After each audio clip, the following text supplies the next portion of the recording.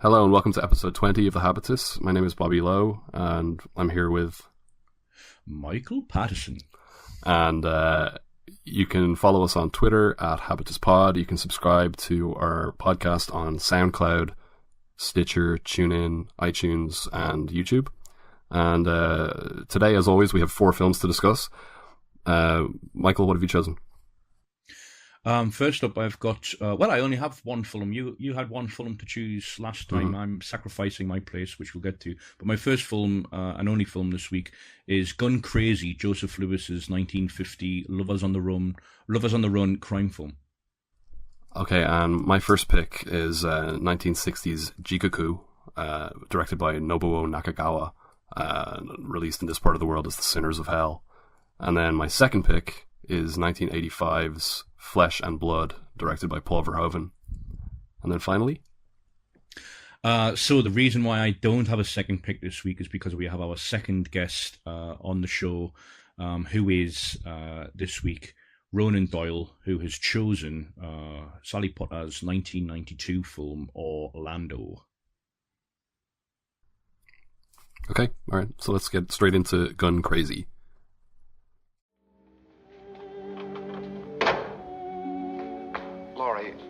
Laurie, wait.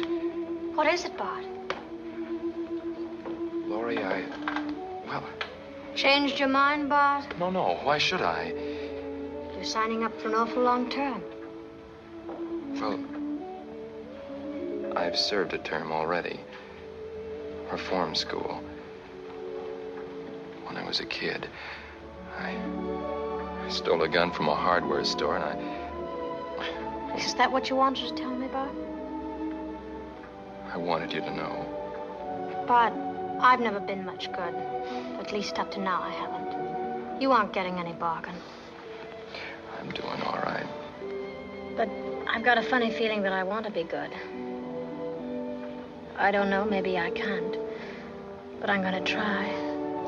Make it. I'll try hard, Bart. Make it. I'll try. Okay, so Gun Crazy was directed by Joseph H. Lewis and produced by Frank King and Morris King, who firstly hired McKinley Cantor to work his 1940 short story of the same name, published in the Saturday Evening Post, into a script for this film, and then hired blacklisted scriptwriter Dalton Trumbo to sex it up a little. The film was distributed by United Artists and released in US cinemas in January 1950. The premise, as per our good friend Google, is when gun-obsessed pacifist Bart Tare, played by John Dahl, witnesses expert shooter Annie Laurie Starr, played by Peggy Cummins, demonstrate her firearm prowess at a carnival one night, it's love at first sight. Aimless Bart joins the travelling show and begins a romance with Annie, but her dangerously rebellious spirit soon gets them both fired.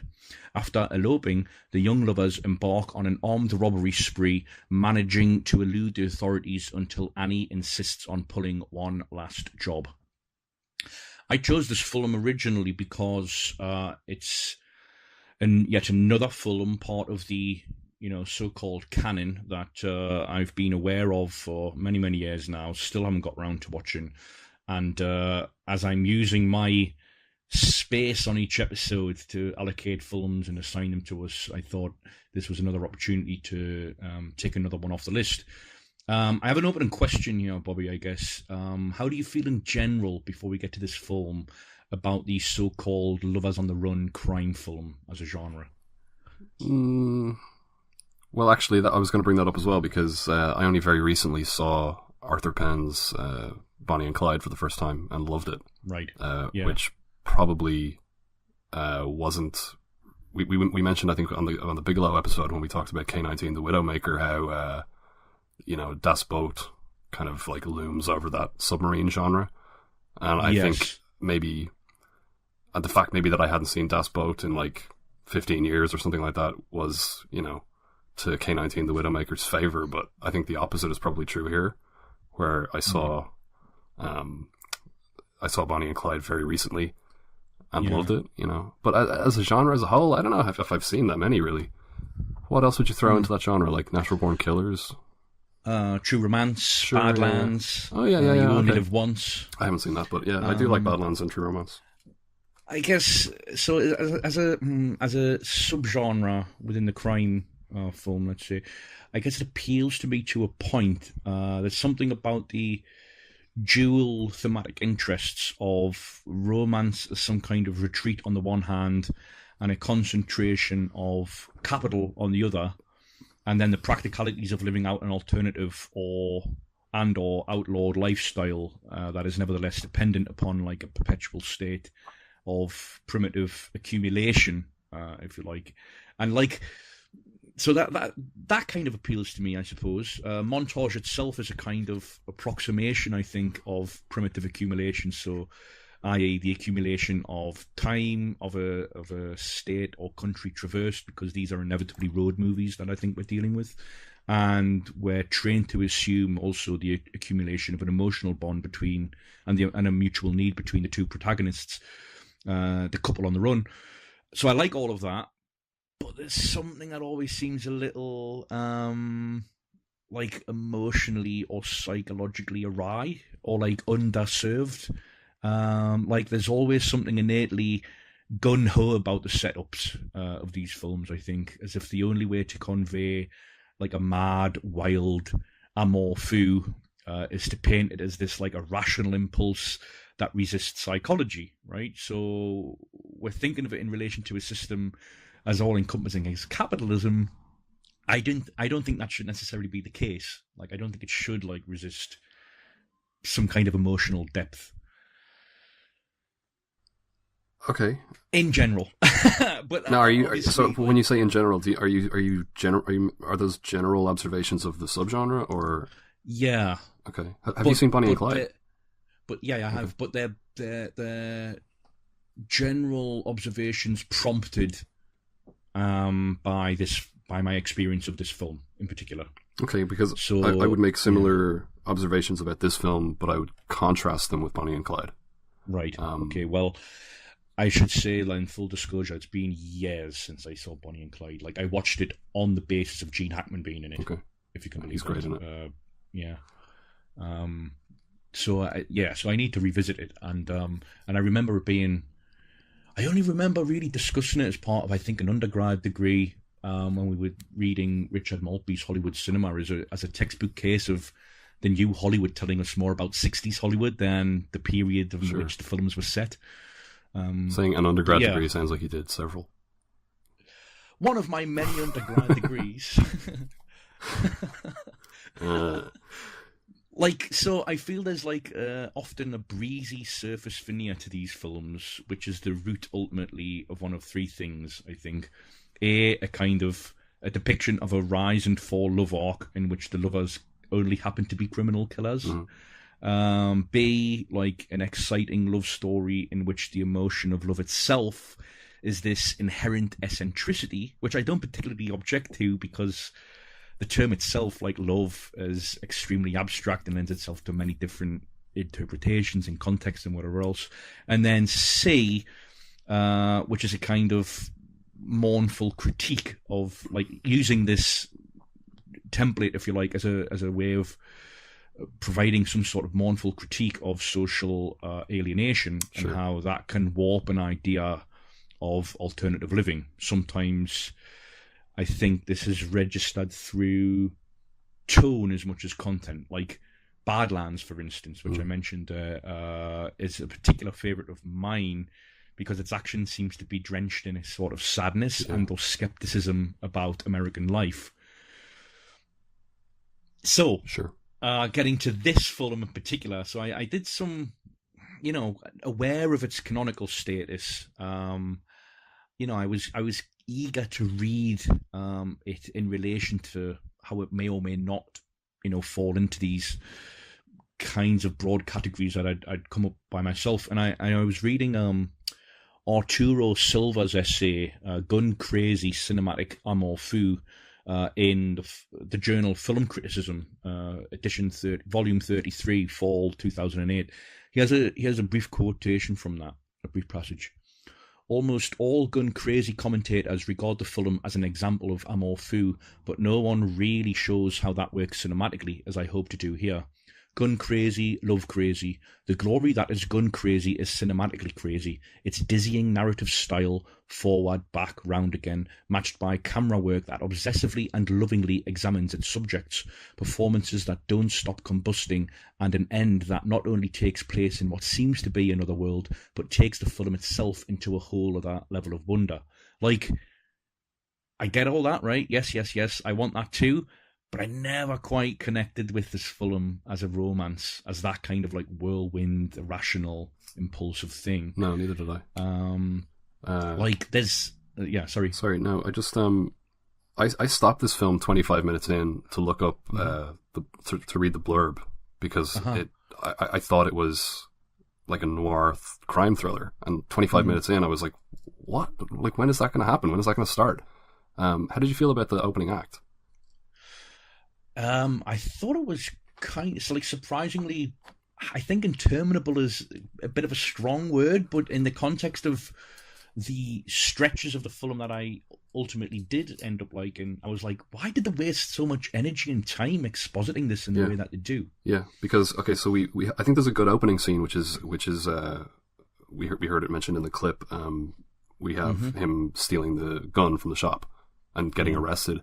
And then we get this like lengthy courtroom scene, which features 3 different flashbacks delivered by or prompted by 3 different testimonies, witness testimonies, of our main character killing a chick with a BB gun or something like that. Yeah. And then declining to shoot a mountain lion, and then bringing a gun to class. And you know, it's this kind of like the film, like your film shouldn't be slowing to a crawl in the opening 10 minutes. You know, it's like it's this kind of herky jerky expository montage that is ostensibly establishing like this kind of complex character psychology. And a lot of people refer to this film as like Freudian, like that the gun has this like Freudian character. I mean, every gun in every film has Freudian meaning. Yeah, but I mean, like even the name of this film is like he's obsessed with, like, you know, I think you referred to him in your introduction as a gun obsessed pacifist. You know, so he's he has this gun obsession, and the film it feels like it's beginning in media res, and then it just stops for like 30 minutes to deliver this very slow paced character exposition that doesn't really feel like a psychological exploration of characters who are driven to crime. It feels like plot pieces being moved around so that we can finally get these 2 people together and on the run. And then like 35 minutes in, we're away, you know, and it's kind of where Bonnie and Clyde starts. Yeah, sure.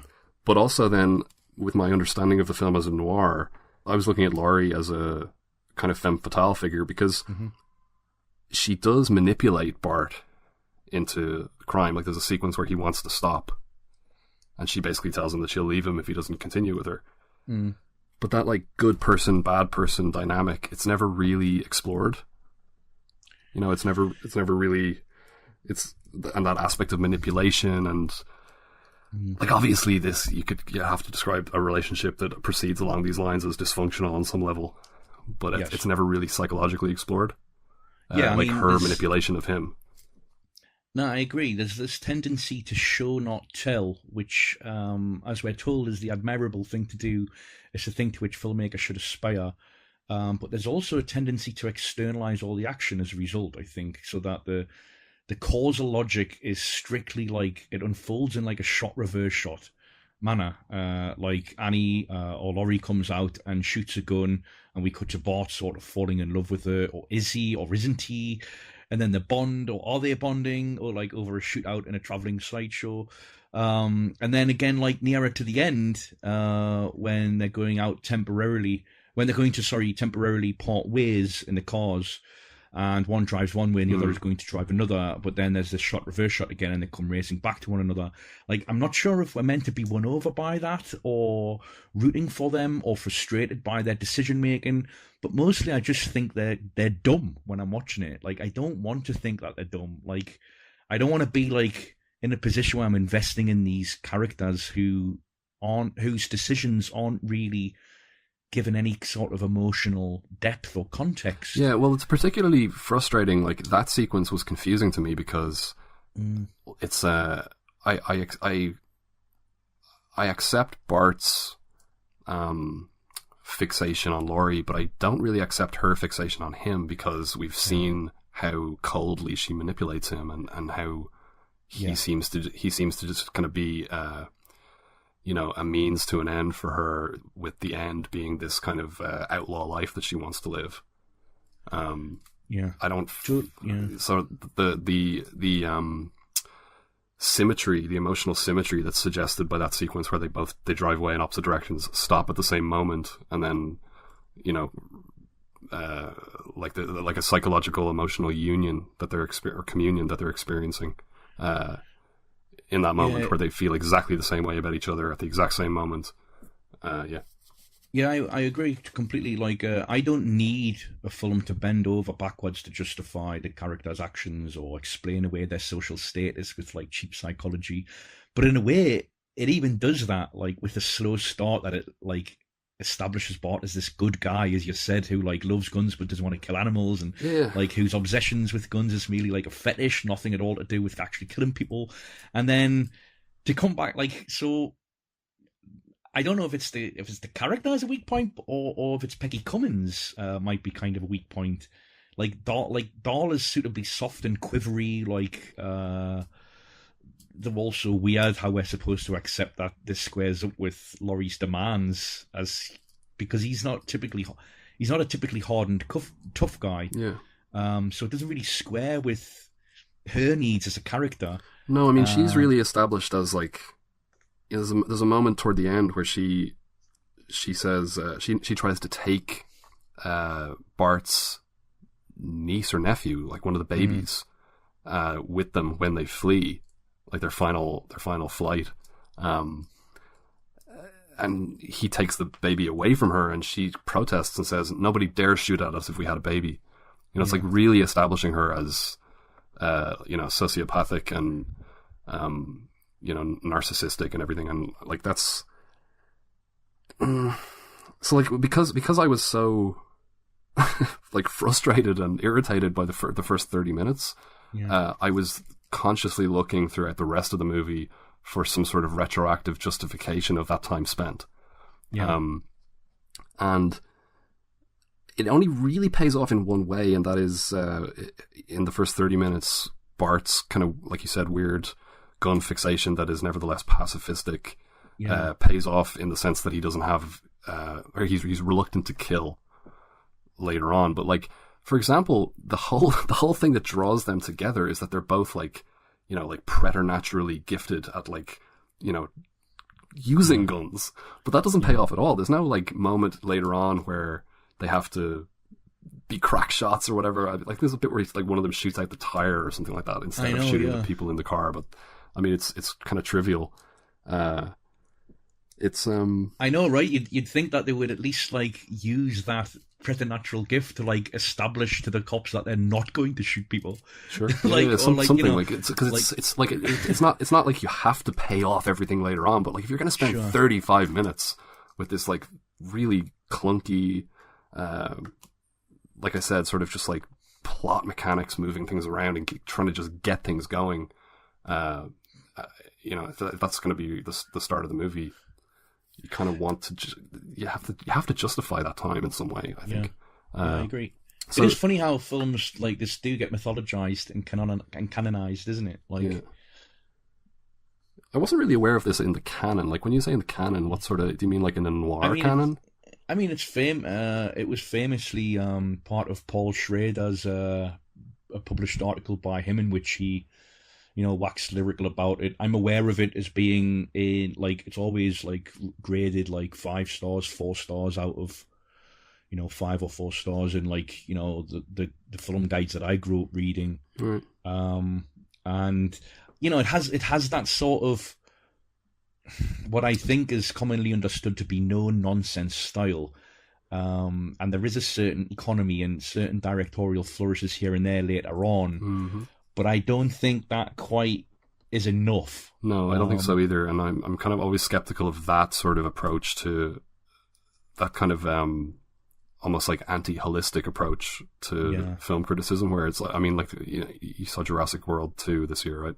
The amount of people I saw talking about the scene where the camera rotates 180 degrees as the Indoraptor comes in the bedroom window, and it's like it's a 2-hour film. I'm not like, it's for one like 5-second shot. I'm not gonna watch a 2-hour film. But interesting. The one scene from this film that I'd seen previously, and which I do think is the best scene in the film, is the bank heist in which the camera just remains in the car. Yeah, that's very Interestingly, Lewis later claimed that he'd sort of conceptualized that scene as it appears in the film. But interestingly, apparently, it was originally in Cantor's first draft. It was written that way. Oh, really? So that was like the written. No, it's good. It's good. It's a pity that it ends with such a feeble pistol whip, though. It's so silly looking. It's almost like they had done the whole take, you know, and because it's a single take, they're also like, oh, it's fine, you know, let's just move on. Like, there's no way that pistol whip knocked out that guy. But you know, that is good. That's tense. The other scene that I liked was the payroll heist. Yes. Which is undermined to a certain extent by the fact that it makes no sense. Like, so it's their last big job, right? That Laurie has convinced Bart, you know, just one more job and then we'll you know, get out of the country or whatever. So the setup is all elided, right? So, which is kind of a strange choice, given that that's usually like a focus when you have like one big last job. It's generally built up to, you know, it's made a bigger deal of, whereas this just cuts straight to the actual. It's like from the two characters resolving to carry out this one last job, it cuts to the actual job happening, and the setup, it's implied, is that they both got jobs at this company, stayed there long enough to build some kind of like relationship with she's interacting with her boss is interacting with her like she's, you know, routinely irritated by her behavior or something like that. She knows her pretty well. Bart is like working, he's like delivering, he's bringing stuff into the building. I can't remember exactly what it is, but he's interacting with the other people there, like he knows them pretty well. So the suggestion is that they've been working there for a while, and then the heist is over in like 30 seconds. You know, I don't know if you saw. Did you see the first season of Fargo, the TV series? No. There's a whole sequence that I just thought was like hilariously nonsensical, where Billy Bob Thornton plays a hitman, and we get this sequence where he's like working as a dentist, and it turns out that he's working as a dentist just so that he can get to the brother of one of his clients or something like that. And like, he's working as a dentist? I mean, like, how do you establish a dentist's practice? Like, just to kill this guy. Yeah. It just seems like an inordinate amount of work. But yeah, no, I mean, the actual heist, when it's happening, I think it has that certain kind of tension as well, where they're in the corner office, so like you can see everybody working away out in the main area, and you know that the alarm is going to be pulled the second that they leave, and all that kind of stuff. One more thing though. So I was talking about the attempt to justify the first 30 minutes. In the first 30 minutes, we have this friendship established between Bart and his two childhood friends.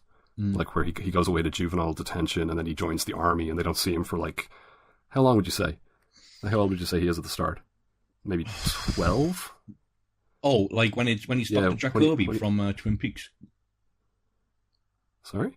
It's the same actor. The kid? Yeah. Oh, really? I didn't know that. Yeah. Okay, so he's maybe, what is he? Yeah, 12? It's like, 10 maybe. At most. Okay, so like, let's say he's like 10 or so. He goes to juvenile detention for 4 years. Yeah. He's probably 12 then, if he goes, I don't know, whatever. And then he joins the army, and then he comes back. So they haven't seen him in like 10 years, probably. And at the end of the film, which I liked the way that was put together stylistically. You know, I like that kind of like the marshland, the outcrop of marshy grass and the fog and everything. That was pretty cool.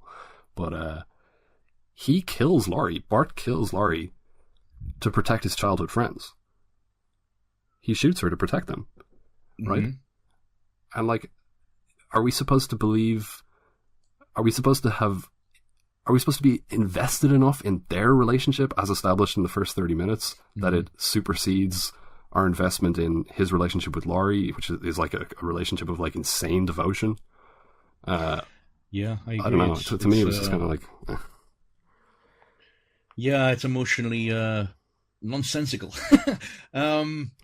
Okay, so if you have nothing else to say, what are you going to give this out of 10?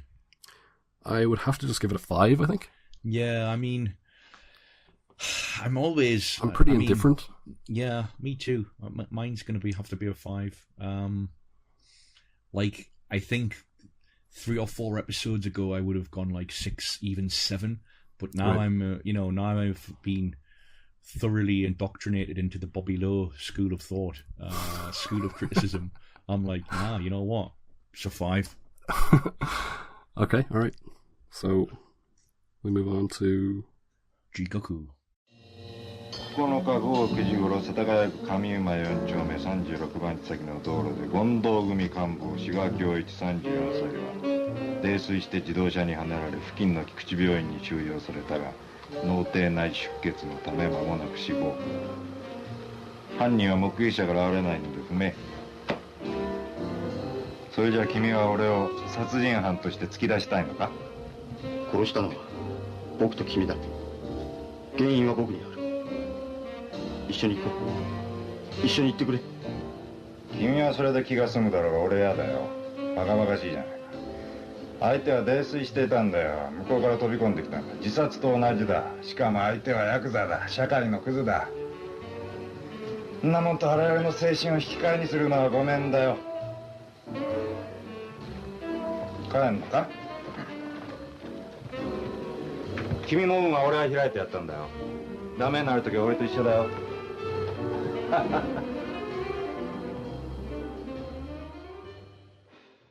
Okay, so our second film, 1960's Jigoku, released in Japan in July of 1960, most commonly known now in English-speaking territories as Jigoku, but originally released as The Sinners of Hell. Jigoku translates as Hell, written and directed by Nobuo Nakagawa, with the co-screenwriting credit to Ishiro Miyagawa, for Shintoho Studios, which was an offshoot of Toho, which produced, the Godzilla movies. Mm-hmm. This was actually Shintoho's last production before they declared bankruptcy. And they are best known for making kind of low-budget supernatural horror and science fiction films and gore films. We'll come back to that. Okay, so the plot here is kind of difficult to summarize. I'll do my best. We have 2 young theology students, Shiro and Tamura. Shiro is engaged to marry the daughter of their theology professor, the daughter's name being Yukiko. One night when Shiro and Tamura are driving home from Yukiko's house, they're involved in a hit-and-run accident in which a gang leader, a Yakuza gang leader, Kiyoichi, is killed. And Shiro wants to stop. Tamura keeps driving. The accident is witnessed by Kiyoichi's mother, who informs Kiyoichi's girlfriend, and they decide to kill the 2 young theology students.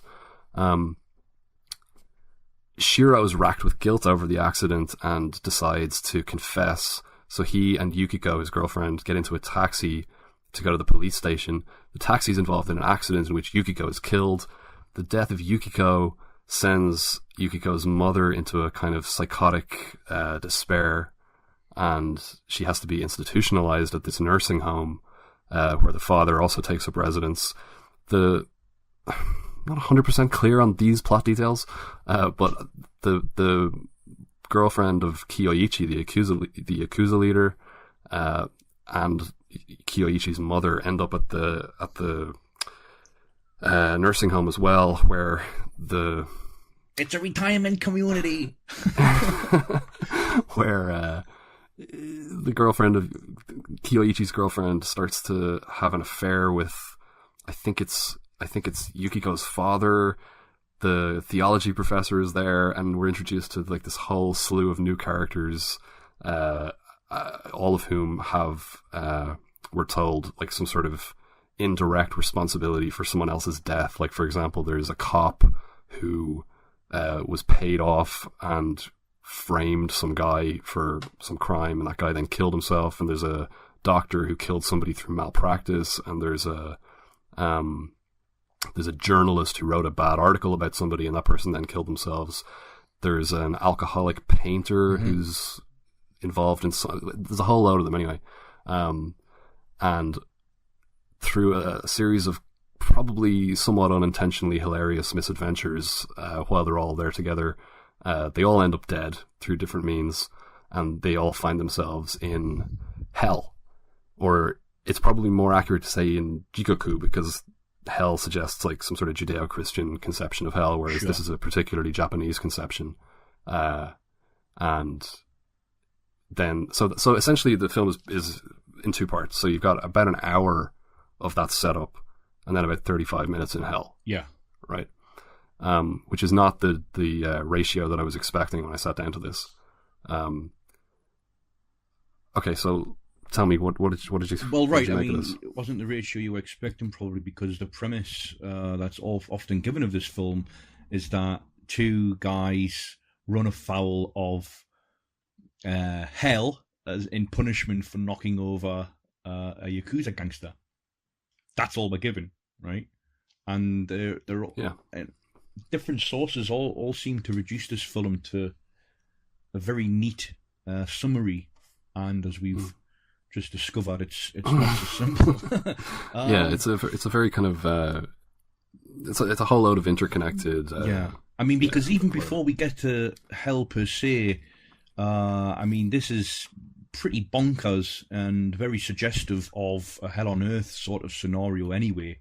I mean, so like I love the opening. Like there's so much like rich imagery here from the start, like weird, like painterly, like seems to frame its protagonists in this like blob-like vignetted frame where they're just surrounded by black and like you know, as if they're like just suspended in this weird like other world to begin with. A very discordant register through sound as well, like Latin American music of all the things to hear. Crying babies, orgasmic moaning, screams, and this. No, you're talking about hell. Yeah, but that's the last 35 minutes. No. This is in the first opening sequence. Which is what? Which is like just like some sort of flash forward to the Hell on Earth scenario. Ah, yes, okay, yeah, I see what you're saying. And it's got this heightened operatic feel. And then once it settles into the so-called ostensibly real-world scenario, as I said, even then, the characters are vignetted in this blob-like weird way, framed against the block black. I found it quite dull, actually, and fundamentally a little silly after a while. Like, there's absolutely no reason for them to have knocked over, like, a Yakuza member. Like, why does he have to be a Yakuza member? I don't get it. Like, nothing's made of it. I suppose if he weren't a Yakuza member, maybe it would be more difficult to sell the idea that his mother and girlfriend would resolve to not go to the cops and instead kill the two people responsible themselves. Maybe. But yeah, no, I expected the gang to get involved in some way. Although I thought it was so funny at his funeral where there's like a wreath and it's like the words like from the Yakuza gang. It's so funny. Yeah, I mean, so I'm trying to read. It reminded me a bit of The Wire, where they go and get the wreath in the shape of the or it ends up being the tower. Yeah, but like, at first he brings it's him like into the back, brings him into the back room, and all these reeds in the shape of like guns and stuff. It's great. Yeah, I mean, I've already quoted Tony Soprano, but it also reminded me of The Sopranos when Pepperelli gets killed and Tony's like on his grave it just reads Peeps, and Tony's like, Peeps, it's your fucking nickname. And then Silvio's like, the guy was dyslexic. But I was trying to read into this some sort of like wider allegory for, Japan processing this, ongoing post-war hell. Like, did you note the presence of like the international flags at the nursing home? Like, I don't know, maybe I missed something, but I don't think that's explicated. No, it's clearly. the nursing home is having some sort of anniversary celebration, and there are a lot of like there's a lot of merrymaking and decoration and stuff. But I don't remember any explanation for why there are these international flags, like they're doing the Model UN or something. Yeah, and even like through like music that is distinctly not Eastern. Or Japanese, and then like I mean, there's like jazz music that plays over a lot of the hell sequences, which is incredibly incongruent. Which I'm not objecting to necessarily. I am. I'm objecting to the jazz. You are? Yeah. Well, I love jazz. I love a bit of jazz. So I was trying to think: is this a film about Japan having to open up to Western cultures, or cultures comparatively west of it as a country, like, and then flags would be the only indication of that. Yeah, and then after a while, I mean, there's also the theology lecture at the beginning where he's talking about like hell existing in like there's a hell in Buddhism, and there's a hell in it's different from the hell in Christianity, Judaism and Islam, and all that kind of stuff. But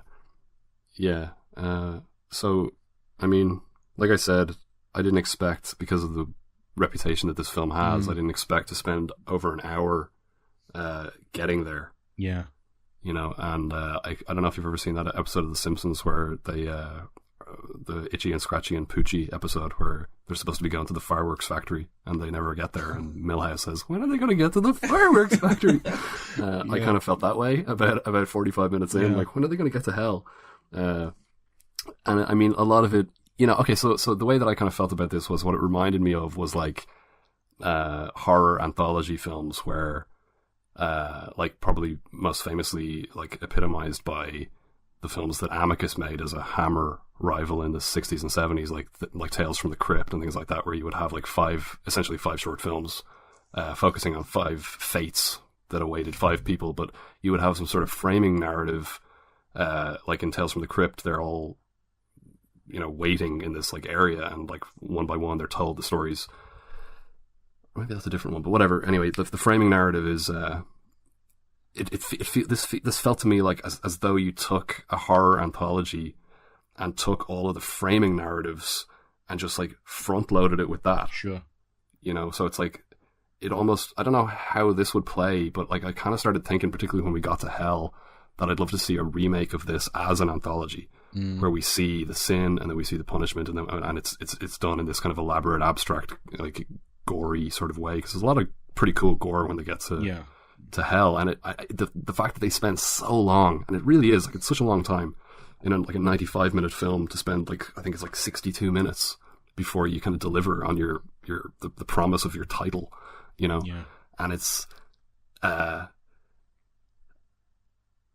I mean, it feels very kind of perfunctory in the way that a wraparound story would in an anthology. It's somewhat offset by the interconnections between the characters and so on. It could have felt even more bitty than it does, but it's somewhat offset by that. Even though the way, like, when we had so many people at the nursing home, I was like, are these people all going to die and go to hell? Because when they started, like, explicating everybody's sins, like, oh, you're responsible for this person's death, and you're responsible for that. I was like, okay, so they're all going to go to hell. Yeah. It's not just the main characters that we've been following up to this point, it's all these new characters as well. How are they all going to die? Most of them die through, like, food poisoning from these fish that they catch in the river. Yeah. One of the doctors looks at the fish and goes, are these safe to eat? And the other guy's like, well, you know, I don't want some sort of food poisoning scandal. And they'll be fine. And then they're all just like dying in the kitchen from food poisoning. And two of the characters fall off a rope bridge, which is like too funny. It's just so hilarious. You get like they fall, they very improbably fall over the edge of the rope bridge, and then you get this like top down shot of them plummeting into the chasm and like bouncing off the rocks. So I quite enjoyed that. But the thing is, like, you could have the fate that awaits these people in hell. It's not a logical cause and effect kind of extrapolation from the situations that we encounter them in. Sure, no, I get it. Where like it's completely separate from that. It's an abstract sort of like, okay, well, this happened, and then this happened because of that, and then this happened because of that, and that's where the chain of cause and effect ends. And it's like, now you're going to be punished in hell. You know, it's not. Well, it doesn't have like it can't because of the abstraction of hell. It can't have this kind of like tragedy structure. You know what I mean? I agree. I was reading the CinÉireann released this film, right? And I was reading from, I think, 2006, the liner notes written by Chuck Stevens for that release. Gratingly hyperbolic piece, by the way, but I'll just a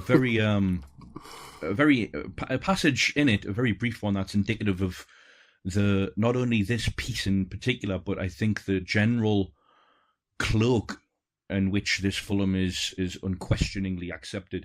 He refers to it as a masterpiece about the infernal desires that forever tempt us during our mortal existence on Earth and the afterlife agonies awaiting those who succumb. I mean, that's all well and good, but that's not what happens in the film.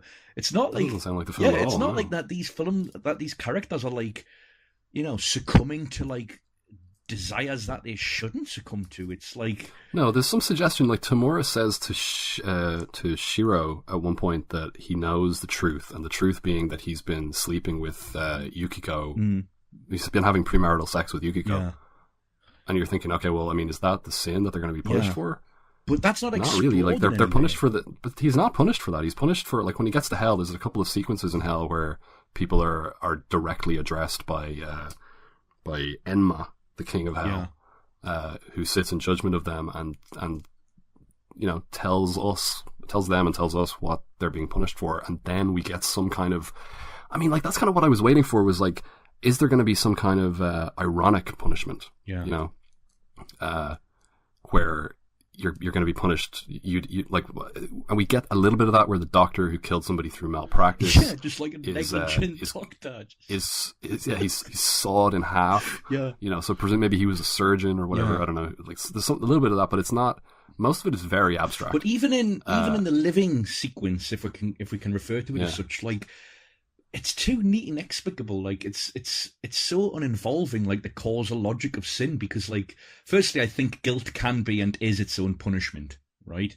Which I think is why the main guy, the young guy, his life on Earth is itself like a waking hell, right?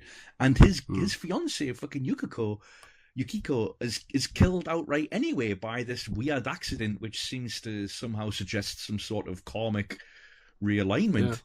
So it's weird because the taxi driver swerves out of the way of something that we don't see, and it's almost like, is it like the ghost of the Yakuza guy Kiyoichi, or like what did he? Because he kind of seems like shocked that he sees something in the road and swerves directly into a pole. Which is both kind of like amusing and confusing. I mean, it's.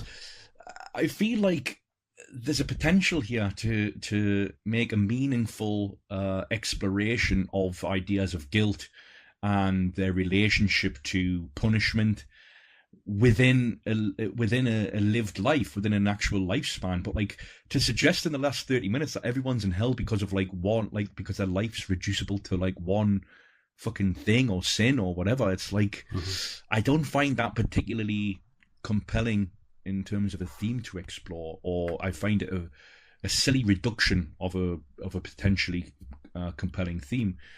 Sure. So it could be that, but it doesn't necessarily have to be that. No. It could be a really entertaining supernatural horror gore film. Sure. But it's not that either. Yeah. So it spends way too much time on the setup to be that. You know, like by the time we get to hell, we're like impatient for it. Mm-hmm. You know, like and what we ultimately like, and like a lot of what we get in hell, I think is really, really good. Mm-hmm. Yeah. I liked a lot of the gore. I love the climax as well, where we're cutting between three different things. We're cutting between okay, so so let's just go back a little bit and talk about the hell segment, which starts just over an hour into the film. Hell initially reminded me of the depiction of the farther from the Insidious films, which is like a dark abstract space where kind of ghosts wander around and kind of relive their kind of final moments, and in that film it's also populated by demons, so it's kind of similar kind of thing. In fact, I wouldn't be surprised if it was inspired by this.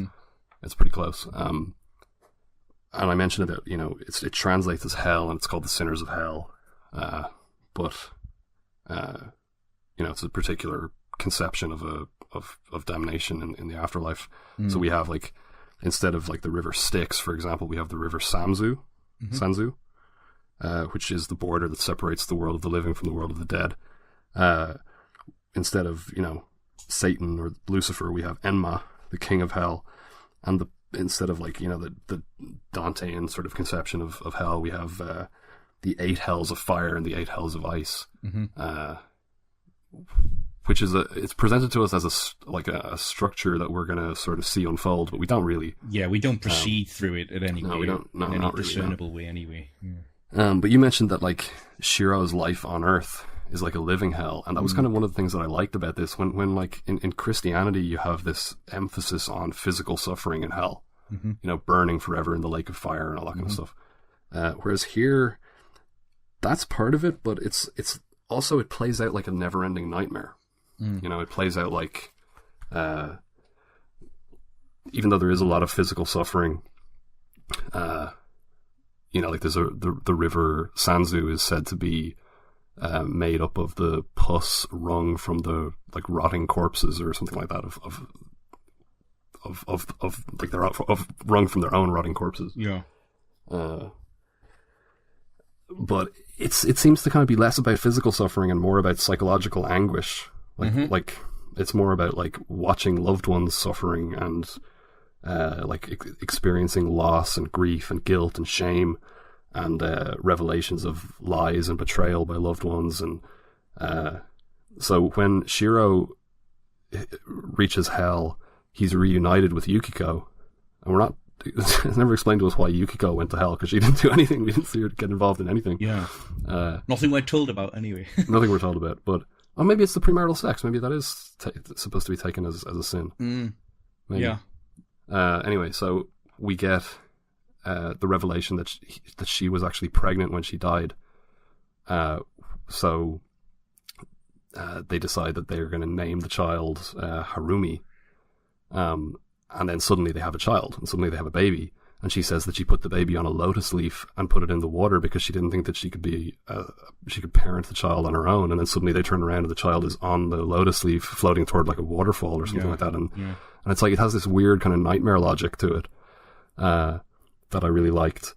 And then the final sequence, the climax, after that we get this, like we mentioned, those kind of, like, people being punished in particular ways, like somebody having their skin flayed off, and somebody, you know, being sawed in half, and other people having their eyes put out and things like that. And then eventually we get to the climax where it cuts between 3 different things, where it cuts between Shiro trying to rescue his baby Harumi from this huge, like, rotating wheel. Yeah. And individuals being tortured in specific ways, and also this, like, mass torment of people like moving in this endless circle, like wailing in anguish. And, you know, they're told that this whirlwind of torment will never end, or something like that. And it cuts between those 3 different things. So, like, the psychological anguish and the physical anguish and this like mass kind of torment that I really liked. So yeah, I really enjoyed the hell segment. I just don't know whether, like, I don't know whether, like, if it was a budgetary consideration to only have the final 30 minutes or so be set in hell. You know, like modern, like, mumble gore films where they save all the violence for the end because they just can't afford to do much. Maybe. Yeah, I mean, it still doesn't explain why it doesn't really make any sense before that point, though. Like, I feel like if you're going to invest all your budget in that, it's there's no reason for it not to have some sort of, involving, premise before and beyond that. Well, I mean, if the studio was known for their low budget gore films, sure, yeah, maybe the premise here was like a gore film set in hell. Yeah, it's like, I don't know if you ever saw that. Like, it's a 1911. I think it's an Italian film called L'Inferno. Okay, I don't think it's French, even though the title is. Anyway, that depicts, like, the 7 circles of hell and everything. And it seems to have been probably an influence on this. But if the intention was to make a low budget gore film set in hell, maybe, when you're making a low budget gore film, you probably don't really care that much about, the dramatic context around it. And yeah, I don't know, maybe it would have worked better as an anthology, or maybe not. Maybe the fact that we spend consistently the last 35 minutes in hell is more effective than going back and forth would have been. Yeah. I mean, just as I said, like, it teases it certain connections that made me ultimately frustrated that it hadn't committed to them, really. Like, it seems to be torn between, treating the living world seriously, but then, like, just ultimately feeling a bit daft because, like, as you said, maybe it's preserving its energies for the final run. But, like, for instance, like Tamura, who's like a bastard from the off, he's lit and made up in such a way to seem like some sort of ghostly presence to begin with, and he seems to be like comically omniscient and comically omnipresent as well. The way he just fucking shows up at certain points, even before he's killed. But he shows up after he's killed as well. Yeah, exactly. And he kills. There's another woman, a young woman a nurse at the nursing home who is like a doppelganger for Yukiko. Yeah. And that's presented to us at the end, where she even has the same pink umbrella, and we get this like split image of the two of Yukiko. Yeah, like there's a recurrent imagery with regard to umbrellas in the film. There's a red umbrella used by the girlfriend of the Yakuza dude who's killed. Oh, that's true. Yeah. So Yukiko and Sachiko are the two doppelgangers, and they're presented to us at the very end, the final image of the film, I think. Yeah, it is. Yeah, the split image. So it suggests a significance that I hadn't picked up on prior to that. In fact, when the doppelganger thing was introduced, I was like, "Why? What?"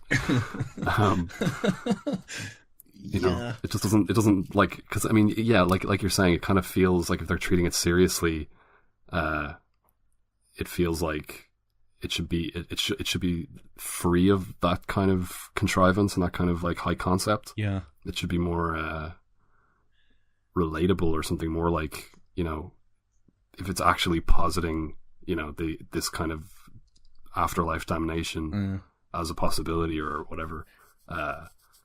It should the life section should be more grounded or something like that. Yeah, and it might be that it's ultimately rooted in something very culturally specific that neither of us are aware of. But even then, I feel like the film doesn't quite hang together. So its internal logic doesn't tell me that this is culturally coherent or in line with, certain forms of representational symbolism. So ultimately, I wanted to like this a lot more than I did, and I think it would ultimately be better served if certain people who obviously love the film for certain reasons weren't like bending over backwards to describe it in certain ways, because ultimately I don't think there's a symbolic coherence to it. So what would you give it out of 10? Oh, probably a 5. 5? Yeah. I'd give it a 6 because I enjoyed the Hell segment. Yeah, I mean, the standalone imagery of the Hell segment certainly sells itself, probably, in certain ways. But as a whole, because the journey there was of interest intermittently, but ultimately not really hanging together, it's going to be a 5 for me, because I'm feeling in a harsh mood after discussing Gun Crazy. But yeah, I'm happy to move on. Okay, so let's move on to our third film, Flesh and Blood. I see St. Martin sharing his cloak with a beggar. And I see Soldier Martin getting richer all the time. And all that he gets, he will share with us. So what's he got? Not a damn thing. Even his booze is gone. One day he will be rich. God will see to that. This statue is a sign that he will share his fortune with us. What do you say, Martin? The Cardinal's right. It's a sign. From God. Oh, shit! This has nothing to do with God. It's just an ugly statue some stupid idiot has stuffed into the ground.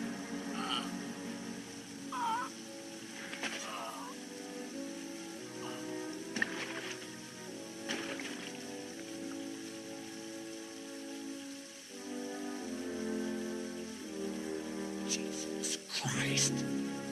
Why the hell did you do that? He had no faith. He wasn't one of us. And anyone who isn't with us is against us. And anyone who's against us will wind up on the end of this sword. The bastards who cheated us will pay. We'll grab them by the balls and squeeze out every penny they've got. That's how we'll get rich. Okay, so our third film on this episode, 1985's Flesh and Blood, directed by Paul Verhoeven, written by Verhoeven with Gerard Surteman, produced by Guy Versilis for Orion Pictures, distributed by Orion Pictures, premiered at the Seattle International Film Festival in June of 85, was released in the US in August of 85, and made a mere $100,000 against its $6.5 million budget. It was a huge box office flop. It was Verhoeven's first English language feature, right? It was Verhoeven's first English language feature, yeah. Okay, so the plot. After being hired for an aborted coup, After being hired for an aborted coup, a group of unscrupulous warriors is abruptly disbanded. One of the mercenaries, Martin, played by Rutger Hauer, is determined to get revenge on his dismissive employer, Arnold Feeney, played by Fernando Hilbeck. To carry out his plan, Martin abducts the lovely Agnes, played by Jennifer Jason Leigh, the intended wife of Arnold Feeney's son, Stephen, played by Tom Burlinson. Soon, Martin and Stephen are locked in an ongoing battle to see who will ultimately win the hand of Agnes. So I chose this film. I chose it because I've never seen it before, and I'm a big fan of Verhoeven's Hollywood productions. I don't believe this was a Hollywood production. No, it's got several different sources. It was Dutch funding, Spanish funding, shot primarily in Spain, I think, although it's set in Italy. Yeah, and then so after this he went and did RoboCop, Total Recall, Basic Instinct, and so on. And I'm a huge fan of those films, and I just had never gotten around to this one. We mentioned that this was a big flop at the time, but it was part of a big boom in these kinds of films that came out around, like, really kind of post Star Wars, because Star Wars is obviously, like, it's typically considered sci-fi, but it's very much sci-fi fantasy. Mm-hmm. And you had, like, films like The Dark Crystal and Labyrinth, Neverending Story, a lot of sword and sorcery films like Conan the Barbarian, and all these kinds of films that were coming out in, like, Excalibur, Krull, all these kinds of things that were coming at this time. So this one was kind of in that vein, but not obviously as successful. And really, the only reason that it kind of still has the profile that it does is because of the films that Verhoeven went on to make. Yeah, but how do you account for its lack of success in comparison to those films? Because it seems to me that, and I'm not really all that familiar with the genre in terms of having watched the films, but it seems to me to be a hard sell for whatever reason, and you might contradict this with facts and data that you've got ready at hand, but it feels like a film set in a period that sort of precedes an identifiable or modernity seems to not really go over very well. I don't know. What about A Long Time Ago in a Galaxy Far, Far Away? Well, that has credentials, certified credentials as a science fiction, though. Like, well, I always took it that this might be a good place to confess this. I always, since I first saw Star Wars when I was about like 12, I think, I always took that opening text to be to essentially be like a tale told from a further point in the future, if you know what I mean. Right. So Star Wars is set in the distant future, but in the even more distant future, someone is telling the story of Star Wars. Sure. But so A Long Time Ago in a Galaxy Far, Far Away. So I never took that to mean that it was set in the past, and I was kind of shocked to discover much later that that's kind of the general consensus, is that Star Wars is set in the past. Sure, and like eventually, even though it's obviously high fantasy, but and eventually, like with all the sequels that they keep adding to it, they'll get up to 2001. Now, but the plane of action of Star Wars is established as intergalactic, whereas this is rooted to an earthly realm. Yeah, no, of course. So that's what I mean when I say it's high fantasy. And this is not fantasy at all. This is historical. Historical exploitation, kind of, is really the category. Yeah, and yet you might situate it alongside the likes of Conan the Barbarian, reductively or otherwise. Sure. Conan the Barbarian is a sword and sorcery movie, though. It has a magical element that's absent here. I would call this exploitation. You're right. Right. Like the idea that, and I gotta say, I love this movie. Okay, I thought it was great. Right. And it reminded me of my favorite film of 2015, which was Hard to Be a God. Not only in, I mean, okay, so I love the depiction of the Middle Ages, of the Dark Ages, as kind of insane, like this, like we've just finished talking about Jigoku, but like as a kind of like hell on earth sort of situation. Sure, where, like a completely like lawless in a way that not even the Wild West is lawless. Like really genuinely, overflowing with like acts of like capricious kind of meaningless violence and exploitation and cruelty and just kind of like madness. I love in A Hard to Be a God the way, like, a lot of people complain about the film being plotless. I think that the opportunity that it gives you to kind of just like live in this like mad world really, really appeals to me. And this does a similar thing where it's like the narrative is just a bunch of random acts of like impulsive violence and predation and plunder. It's not really, I mean, like there's kind of a very sort of overarching sort of like rescue the princess kind of storyline going on. But that's a very, very, at a very abstract level, like in terms of detail, it's not conforming to that trope at all. Like, for example, when Agnes is taken, she's actually technically not deliberately taken. They take the wagon and she's hiding in the wagon, and then they discover that she's there. Yeah. And Martin, played by Rutger Hauer, is the one who discovers her. And I thought, so one of the guys attempts to rape her. Yeah. And Martin is watching, and I mean, this is like kind of typical of Verhoeven to like subvert your expectations, but the way that it's set up, it suggested to me that Martin was going to intervene and save her. Yeah. And instead he intervenes and rapes her. Yeah. And then she kind of like quote unquote rapes him as well. And there's this whole kind of thing going on where it's like, oh, okay, it's that kind of thing. Right? which is not entirely unexpected given the director. Yeah, and it's part of what I like about this, the kind of depiction of this time as just like sort of this insane sort of existence, where it's like you could be like a peasant farmer maybe, or you could be a soldier, or you could be like one of these bandits who just goes around taking what they can take. Well, you mentioned a couple of episodes ago, Man for All Seasons, when we were discussing that, and sure, the idea of you can be rich but not actually have anything here. And it is quite funny. Like, so after the opening battle here, like, they're basically just rolling a bunch of barrels around and like, toasting with the tankards and whatever. And I was like, oh, that's my kind of knees up, post fight. And then like later on, it's probably funny because they're like, we're rich, but like they've basically been fighting for like a yellow rug and like yellow garments, and the trouble they go to even just for a sit down meal, and the only way in which they know how to structure that into some sort of communal gathering is just to enter this sort of debauched mode. And debauched and also like personally tyrannical, like they're constantly trying to like assert dominance over each other, and and they, take what ostensibly belongs to the other, like take each other's women and all this kind of stuff. It's there's none of them know how to use a knife and fork, for instance.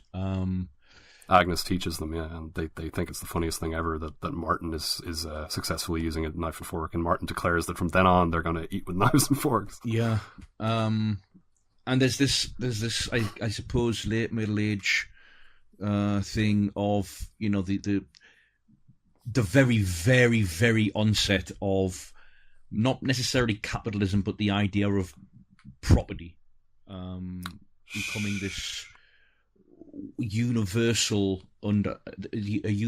understanding of property, which is, I think, structured around castles and not necessarily land as such.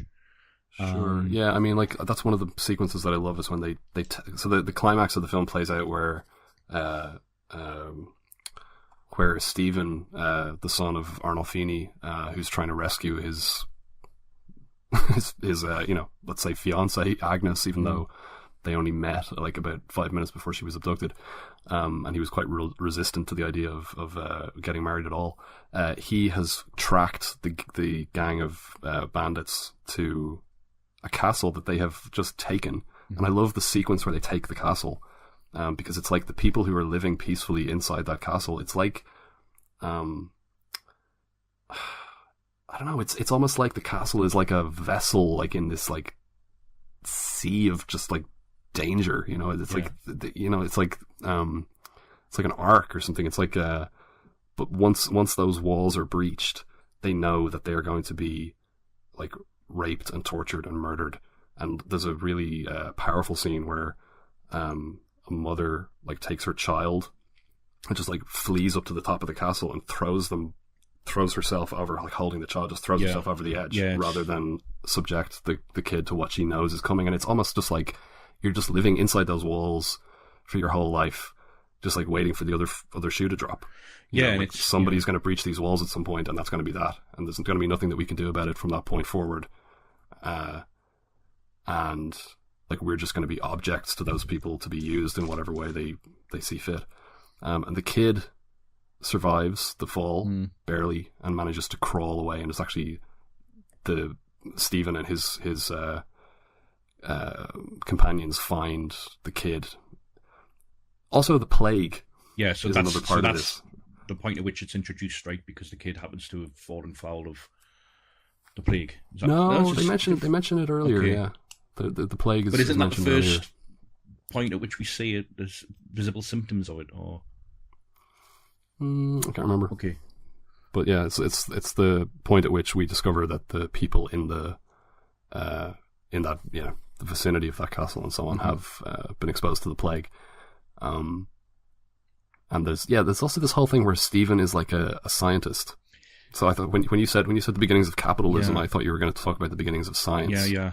Where, like, because it really is, like, he's very critical of, like, the medical procedures that are being carried out, where he's, like, one of the guys is infected with the plague, and the doctor is going to bleed him, and he, like, cuts open his wrist and lets the blood drip into a bucket, and Stephen is telling him that, you know, bleeding has been shown to be completely ineffective, and what you need to really do is lance the boils and all this kind of thing. Yeah. And, like, he understands how it's transmitted and stuff. He's like, it's not transmitted through the air. Well, his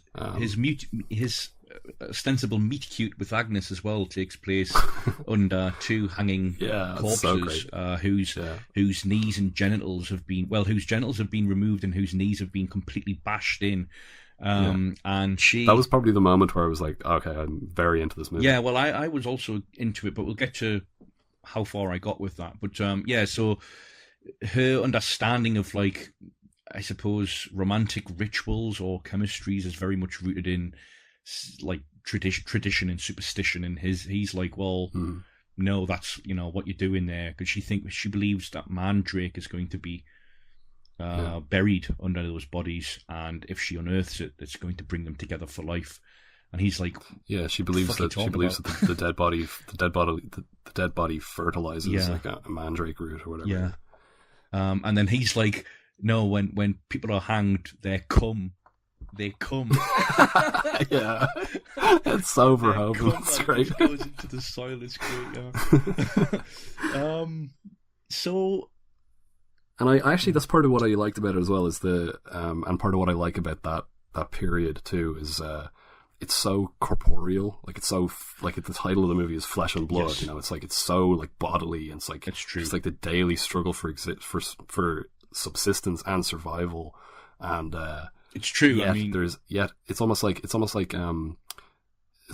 an inverse relationship. It's like no, it would be a converse relationship. The more bodily the existence, the greater the necessity for spirituality. So it's like the corporeality and the spirituality go hand in hand. And like there's a sequence where one of the bandits is pregnant, heavily pregnant, and she goes into labor and delivers a stillborn child. Yeah. And the stillborn child, which is Martin's son, or she figures it's Martin's son, is buried in the mud. Yeah, the one that and, like she says, you know, don't let him be buried in the mud. And so they get this like little like I guess like it's a sort of small barrel or whatever, and that was like some sort of drink was in, and managed to stuff the baby's corpse in a blanket and put it in the mud. But then in the process of burying the child in the mud, the statue of Saint Martin is revealed. And because he has the same name as Martin, their leader, they start to follow the statue. Right, so this is the scene that we've just heard, right? So, like, sure. Where it also unfolds in, like, a persistent downfall, the kind of downfall from which there's no shelter in this world. And even the elements take on this sort of higher significance, because, you know, architecture isn't a thing. Like to battle against that, but yeah, no, you've got the visceral connotations of the title that you've alluded to. The sort of it could be called Soil and Mud or Blood and Earth or whatever, and you've got all of that. I think is compounded in the early stages, which I was a big fan of like the physical effects, like the pre-digital palette of this and texture. And the smoke machine that seems to add lots of atmosphere to everything. The opening sequence where they're the unsuccessful raid that they're hired to participate in is it's a successful raid. They take the city. Yeah. They take the city, and it's and the king or the lord or whatever, the feudal lord Arnolfini, in order to get them to make one final attempt, he promises them, free access to all of the loot in the city. But then when they finally take the city, he regrets his promise and retracts it, which is why Martin takes against him. He tries to kill the mercenaries who helped him take the city. But that whole sequence had played out like almost like a medieval version of the Saving Private Ryan beach sequence, Sure. And again, it's like it's just so brutal. Like once they breach the walls, it's like, it's so horrible. Because you do like you think of them as like soldiers and whatever, but the majority of the people there are just defenseless once the walls are breached. Yeah, and there's no real division of labour yet. Like in terms of if you're a soldier, you have to be. Nothing seems to be. No mantle seems to be electively assumed here. It's just you either just there's fight still your way through it all and get to the top. In that sense, yeah, but it's the warrior class that I referenced. I think when we talked about the Hurt Locker, yeah, where there's there used to be this class of people who their whole lives were just spent soldiering, and that's what these people are. But they're mercenaries, so they go wherever there's work, and they don't have any fidelity to any particular feudal lord, or even more importantly to any value system. Sure. They're not fighting for anything but money. Yeah. Which means that once they're cut loose from a payroll, they end up doing what these guys do.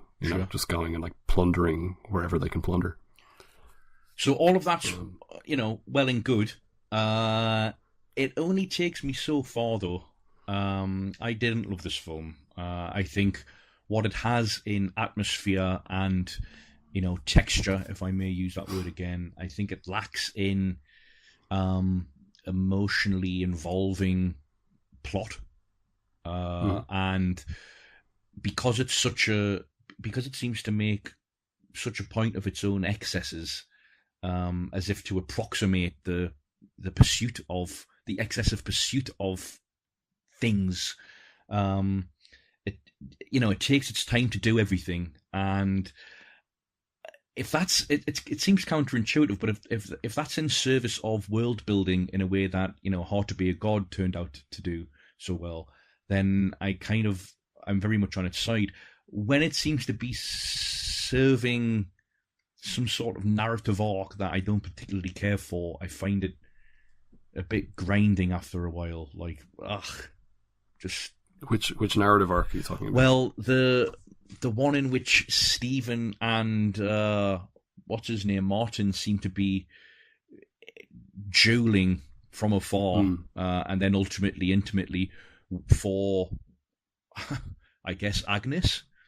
And it's weird because Verhoeven himself seemed resistant to elevating that romance, and that was actually imposed by his producers, I think, right? Who suggested it. I would tend to agree with that. That certainly the aspects of it that you referred to are the things that made me love it. But I think that the romance, it doesn't feel like an incongruently conventional element in an otherwise sort of it doesn't feel like he took this exploitation film and put something kind of wholesome and mass appeal in the middle of it. It's very perverse, as we already suggested. It is grounded in a weird understanding of sex and love on Agnes's part, which is, I think, very, very much informed by the scene early on in which she gets her maid to have sex with this dude. Oh yeah, so that she can watch and see how it's done. And then so later on when she's getting raped by Martin, her understanding of sex is that's, and he's like, "What you doing? That's like, you're not supposed to be saying that." And the suggestion that maybe she's only pretending to be interested in Martin, to keep herself safe, and she suggests as much to Stephen. When Stephen is attempting to rescue her from the castle, it's like, but in other scenes, it's suggested that maybe she's just manipulating Stephen so that, because she doesn't want to be with Martin either, she doesn't want to be there, but she doesn't necessarily, she's kind of maybe more drawn to Martin than she is to Stephen. But because she stops Martin from sipping the ale that will ultimately give them all the plague. Right. So the guy who was infected with the plague ultimately recovers enough to take a stray dog that was infected with the plague, kill the dog, and start catapulting parts of the plague infected meat over the battlements into the castle. And so let's just talk about the siege engine it's such a funny sequence. The siege engine extension of so Stephen, I mentioned that Stephen is a scientist and an engineer, and he and his colleagues all cut down like a nearby forest and construct this incredibly elaborate siege engine. Yeah. It's highly improbable. Oh, absolutely! It's as historically inaccurate as some of the dialogue, but it is good. It's great. It's like it has this. It rolls up like a standard kind of siege engine thing, and then it unfolds this like extending this phallic sort of protuberance. Yeah. That allows them to scale from the ground past the battlements all the way up to the tower until. How do they break it? Martin just fucking wheels out this barrel bomb, like this. That's true. That's true. Yeah, barrel, yeah. And he rolls it into which the Stephen back invented of it. in the opening scene. Yeah. And he rolls it into the back of this.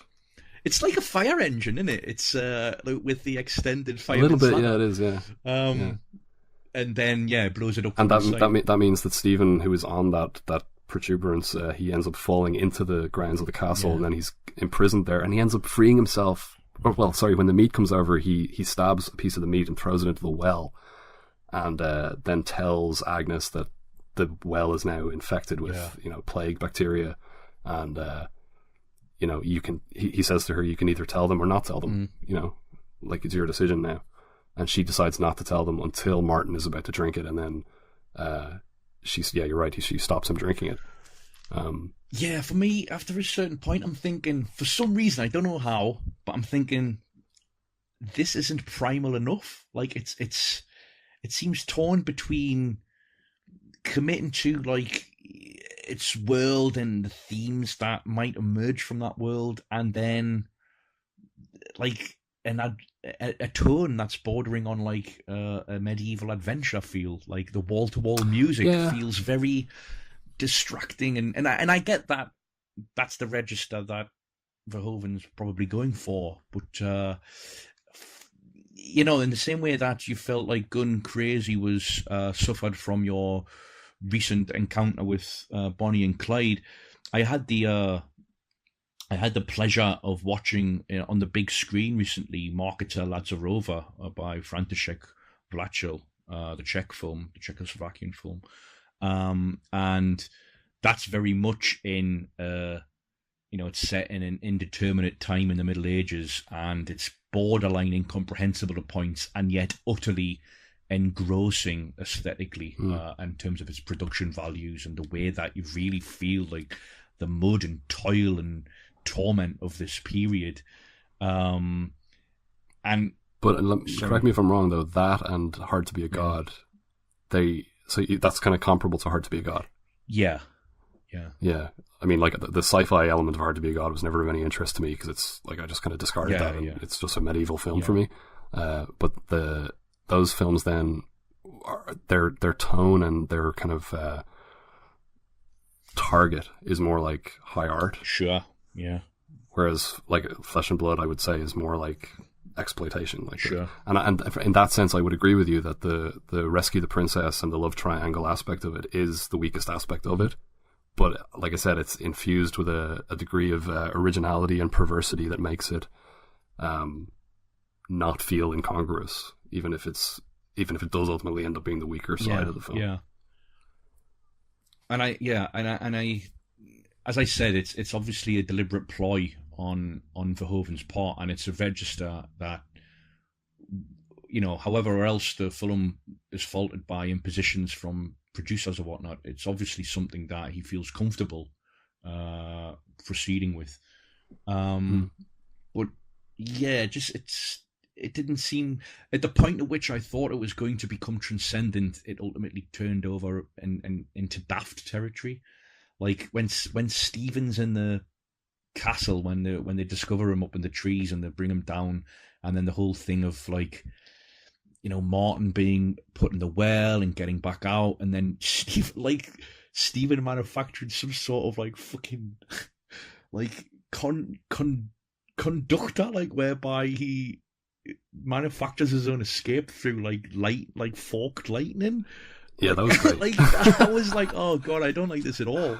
I liked the lightning thing. Yeah, I thought that was really cool. Yeah, he wraps his the chains around the tree and gets himself struck by lightning. I was like, oh god, to break the chains. Is it going to turn into Marv in Home Alone 2 when he turns into his skeleton? And then all of that happens, and then there's this really like super blunt ending after this like epic build, and it's like Rutger Hauer just walking away from the castle sort of unscathed but left with nothing, and then Stevens galloping off with his princess in the end. It just felt... Sequel? Yeah. Yeah. Yeah, okay, well, hit me with it. So this is a 6. A 6? Okay. Yeah. I'm going to go with an 8. Oh, really? Okay. Yeah.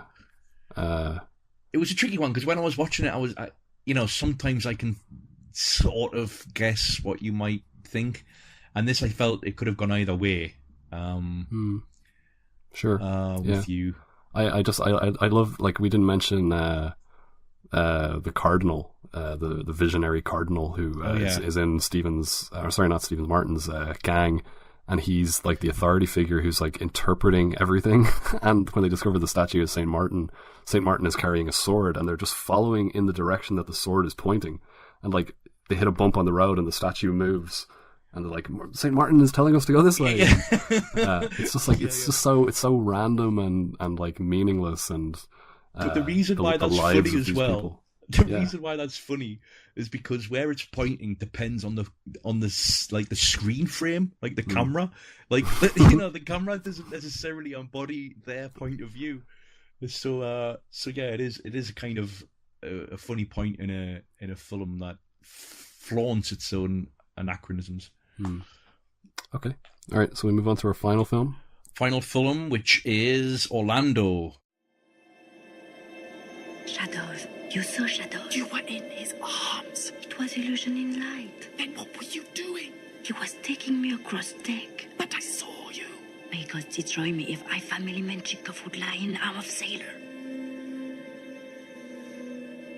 Sasha, I cannot think of a life without you. Stay with me. Don't ever go. But it's impossible. But why? Because when the ice breaks, we must go. But we're linked. Our destinies are linked. You're mine. Why? Because I adore you. Meet me at midnight at London Bridge. We'll fly away as free as birds. Lots of air. Very fresh. There. It's decided. Okay, so Orlando is Sally Potter's second feature film following The Gold Diggers from 1983. She began to write it in 1988, I believe, adapting Virginia Woolf's 1928 novel, Orlando, a biography. The film was produced by Christopher Shepard for Sony Pictures Classics. It was made with a budget of $4 million, and it made £1.5 million at the UK box office and more than $5 million worldwide. Premiered in Venice in September 1992 and was released in the UK in March 1993.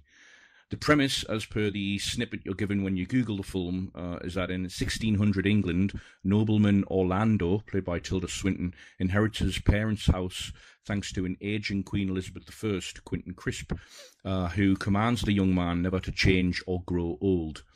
After a disastrous affair with Russian Princess Sasha, played by Charlotte of Valandre, Orlando looks for solace in the arts, particularly poetry, before being appointed ambassador to Constantinople, where, in 1700, war is raging.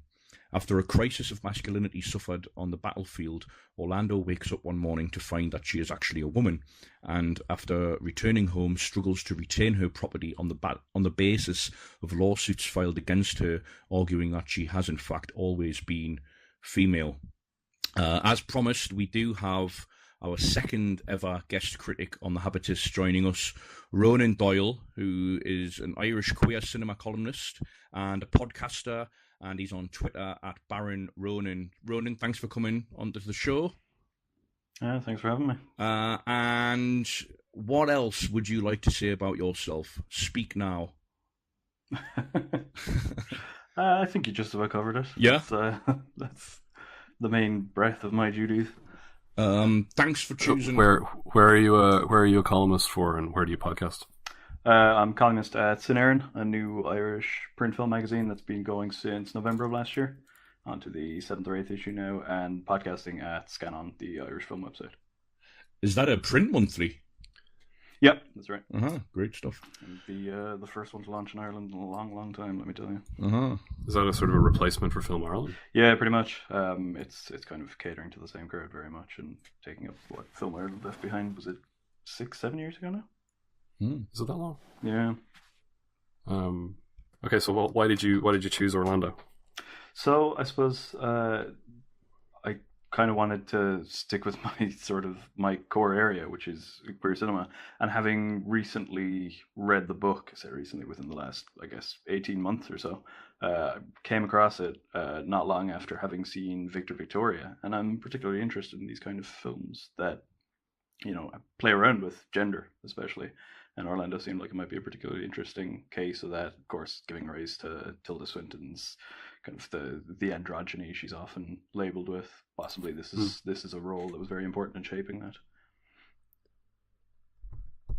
Okay. Yeah, I mean, the first thing to say for my part is that early on in this film, it's kind of a slim 93 minutes, I guess, given the fact that it covers so much historical breadth and also a kind of thematic depth.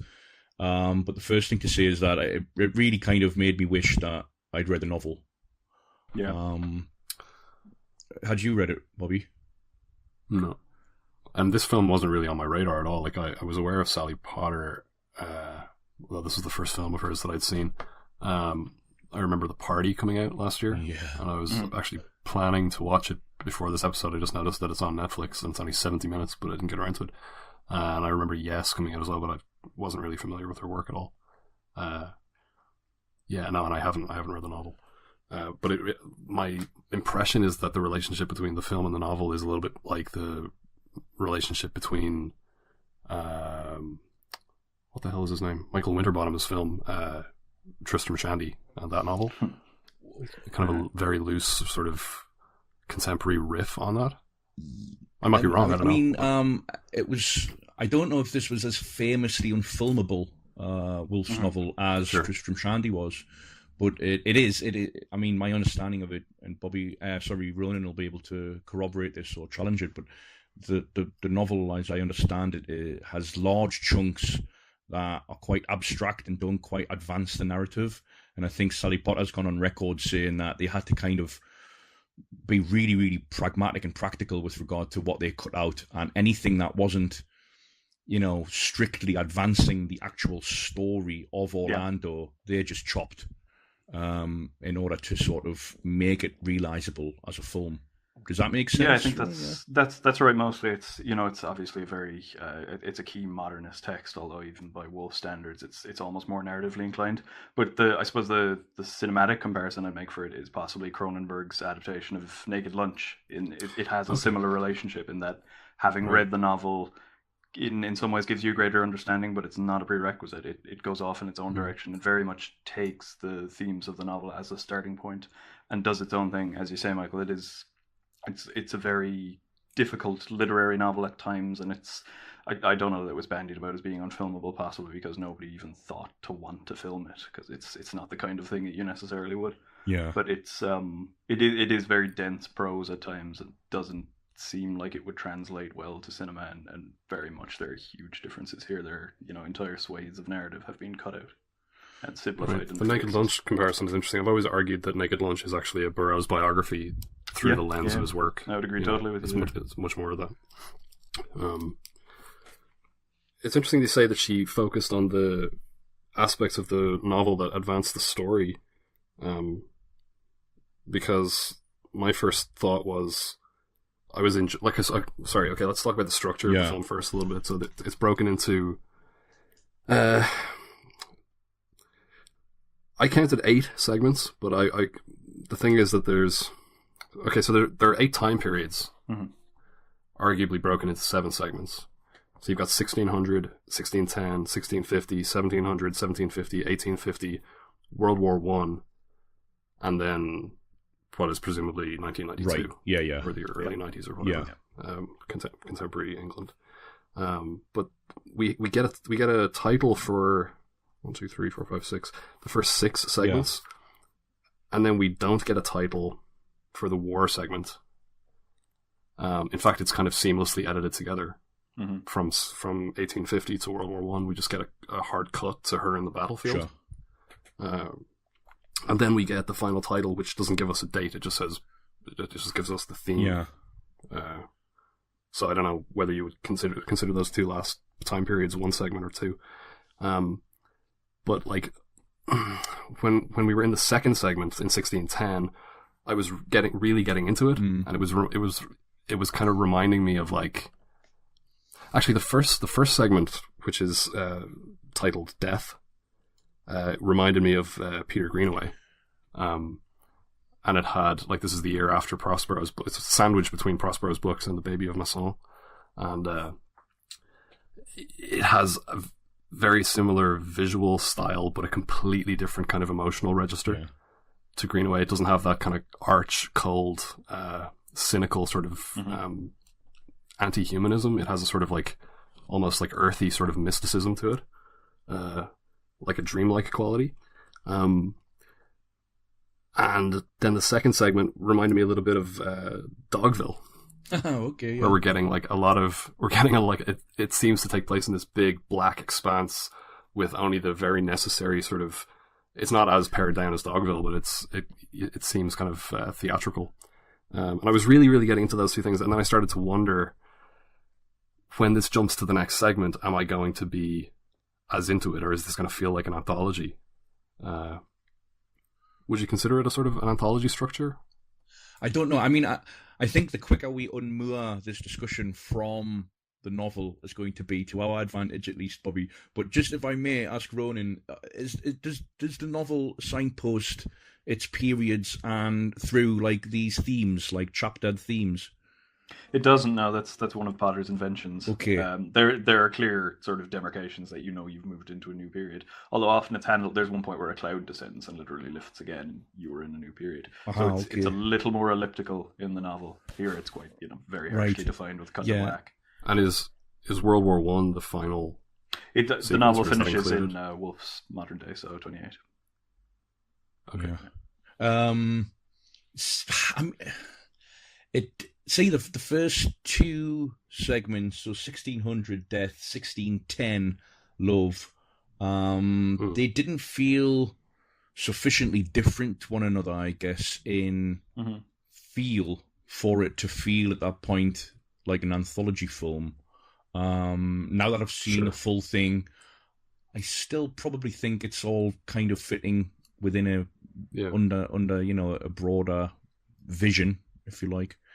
Yeah. No, I agree. I was worried that it would be too episodic, particularly once we got to the 4th segment, and it kind of very drastically changed when she goes to Constantinople.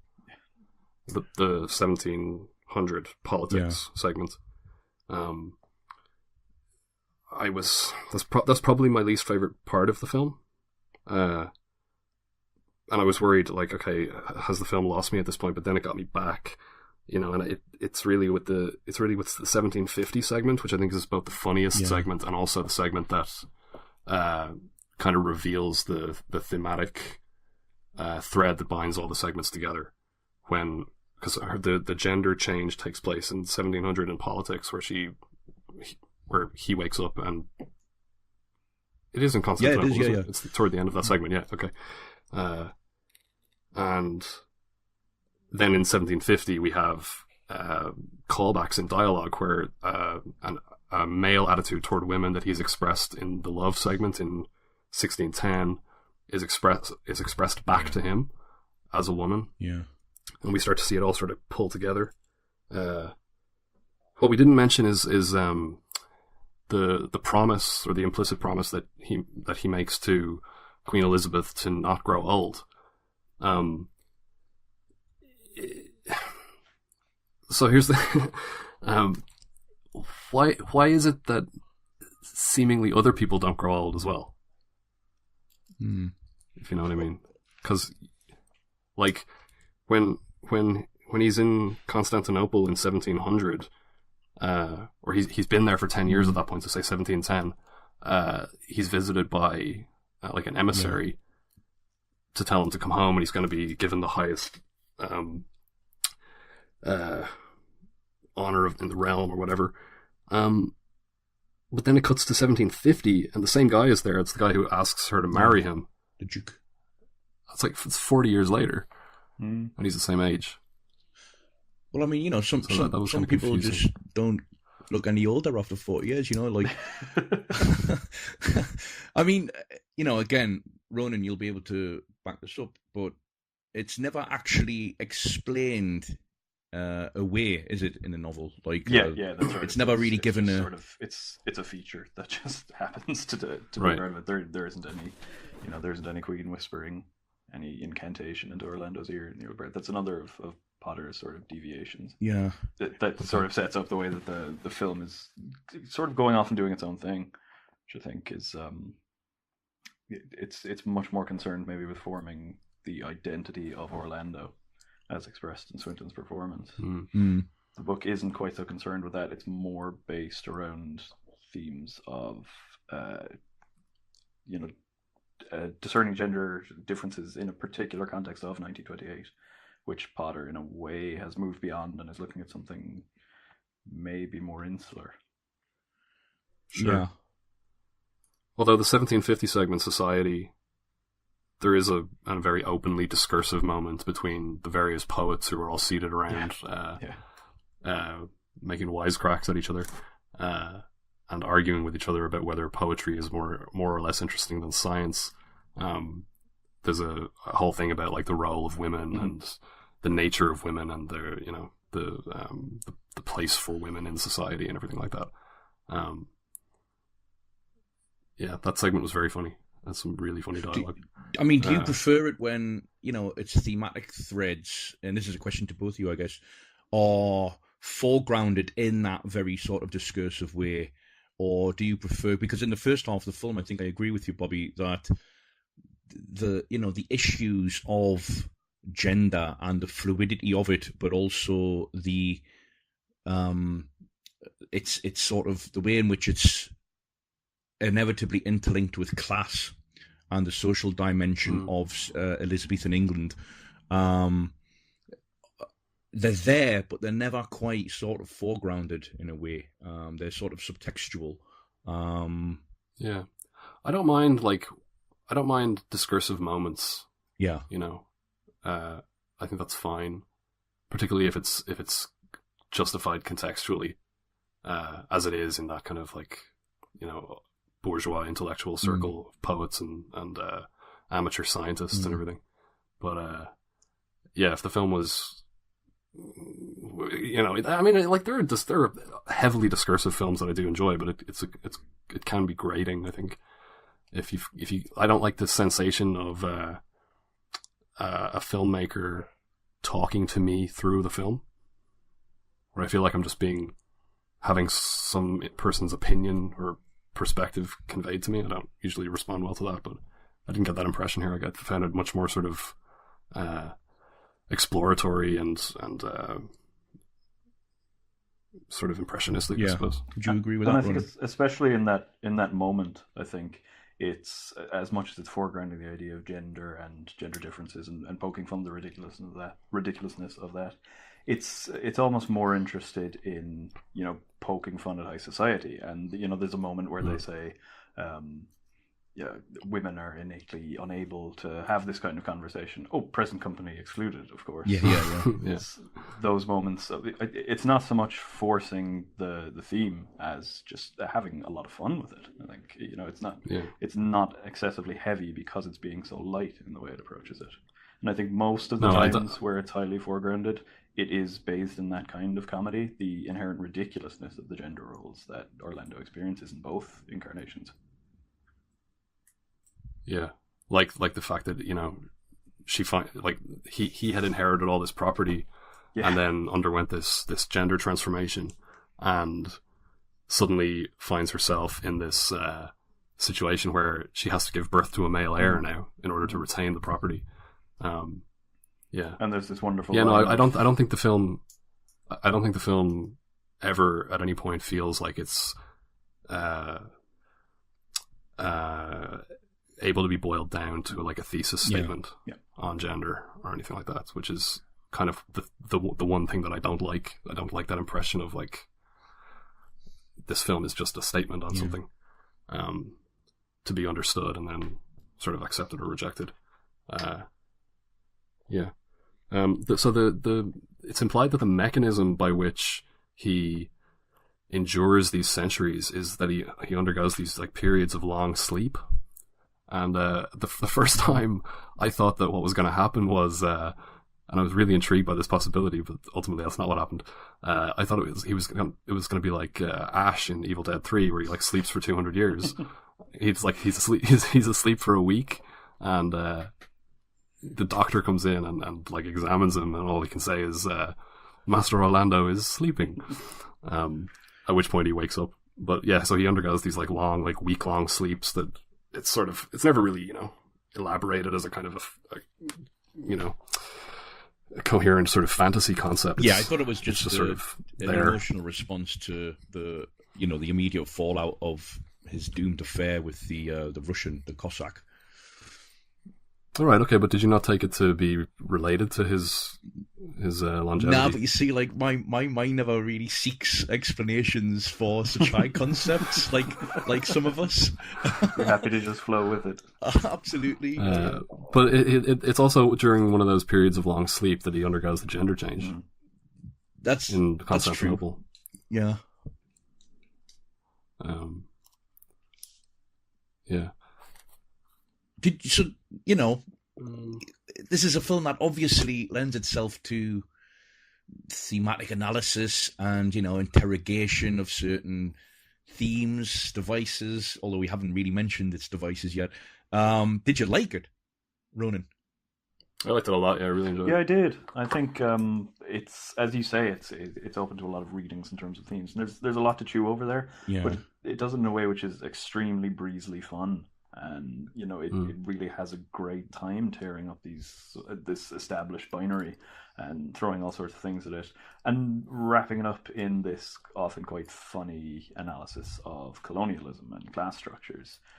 It as you say, it's dealing with a lot of weighty things, but it's really playing around with them in a way that I think it doesn't make it feel in any way laboured. I laughed an awful lot, I think, especially when you see Quentin Crisp playing Queen Elizabeth. Yeah. It's just, it had me from the start with that. Yeah, it's got a great cut to the casting director when the opening credits from Quentin Crisp's first appearance as Queen Elizabeth to the name of the casting director, who in the immediate moment eludes my memory. But I like this a great deal as well. It feels very art house or even avant-garde in a way that mid-80s to early 90s UK productions could and did. Mm-hmm. You've mentioned Greenaway, Bobby. Yeah, it's very like Greenaway and Derek Absolutely, Jarman. Yeah, I think Jarman's a definite touchdown there. Where, funding, this was also, I think, a European benefited from the European co-production fund. But yeah, that's the sort of production context that we have to situate this in.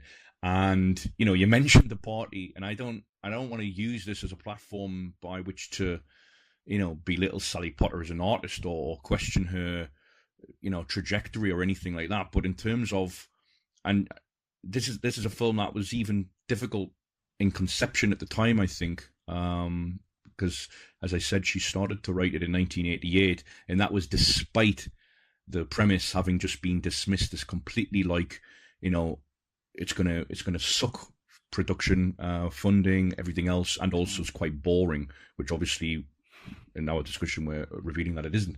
But cut forward to last year when I saw the party, which whatever else I think about that film, and I didn't really like it at all, it just feels like that And again, I don't really want to subscribe to this kind of cliched conversation or topic, but it feels like a film like this doesn't really get made anymore, at least in the UK specifically.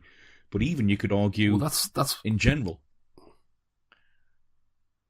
I think certainly in the UK, and like I've heard Greenaway talk about that, and that's part of the reason that he moved to the Netherlands, because there's no money for this kind of filmmaking in the UK. There was and Terence Davis has talked about this as well. Like the reason that he ended up not making films for so long after The House of Mirth is that funding for that kind of like not like solemn and inaccessible, but like serious minded kind of like I said, kind of exploratory drama for adults. Yeah, but it is for want of a more precise term. Like, but that at that there was a period where was it? I can't remember what the UK Film Council or whatever whatever the name is now. It was different then. They were deliberately trying to create what they saw as sort of Hollywood style films that were, had high export potential, which is where you get your Guy Ritchies and things like that. But yeah, I mean, you can almost imagine the film being true, pitched under that kind of premise that, it spans the ages and there's part in Constantinople and it takes place during a war. And I think any film pitched in that terms now, you would expect, lengthy battle scenes, more historical figures popping up. I'd agree with you, Michael, that it would be very, very difficult to get this now. Because it's just so odd. I mean, it's so disruptive and reflexive, and the idea that once we settle into a certain episode, it then just fucking violently ruptures that and brings us out again with another on-screen inscription, and we've cut forward another 50 years. But the opening moments, I love the music, which we should say also that Potter co-wrote. And the way the music itself sort of seems to drone on and add this element of momentousness, almost like a thriller. It's almost like telling us that it's going to unfold in this sort of thriller register. And it's got a beautiful, beautiful, gritty texture amidst the opulence. I don't know if you noticed the dirt in Quentin Crisp's very long fingernails, but it just sort of anchors it in a register that feels very traditional in terms of its costume period credentials. But then, as I said, it then disrupts that and then feels very, very contemporary in the way that we're discussing, avant-garde, late 80s, early 90s UK filmmaking. And so it's weird in how ambitious this film is and how successful it is within its own ambitions, and yet it's 93 minutes. This isn't like a sweep. It's sweeping, of course, but it's not sweeping in the way that we usually use that term to describe historical period films. It's like The Fountain. Yeah, another film that we've covered on the Habitus.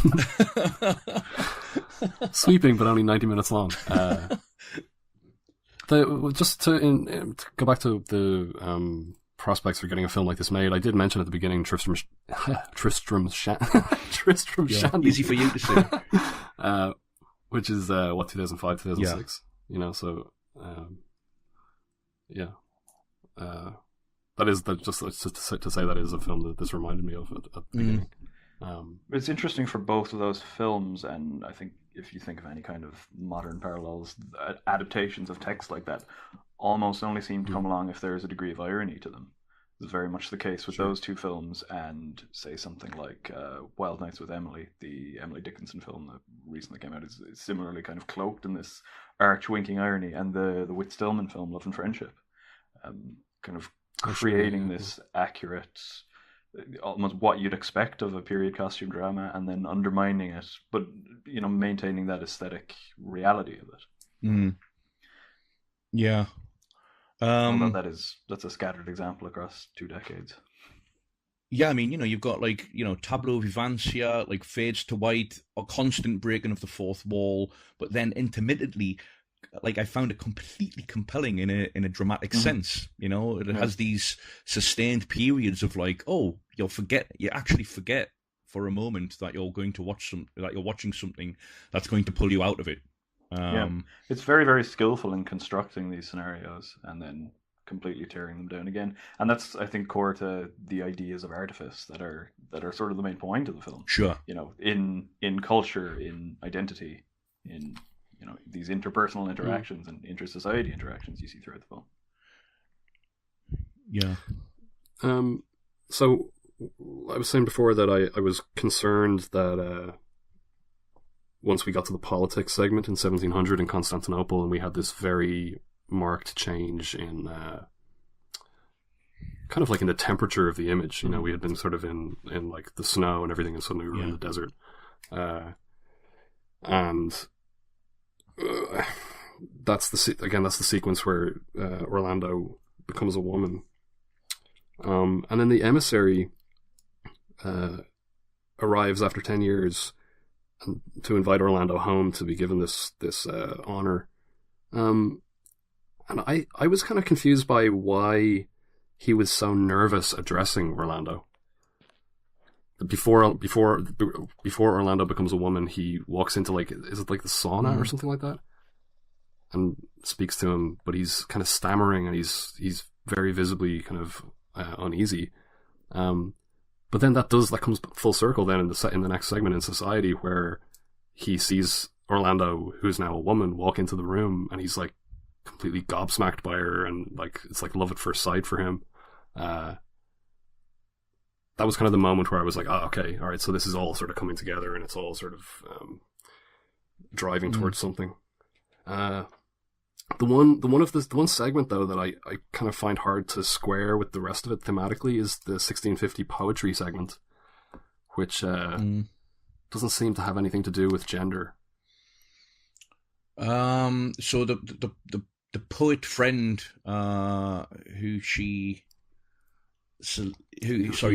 solicits to sort of not publish the poetry, but like indulge it, right? Like. No, he invites him to.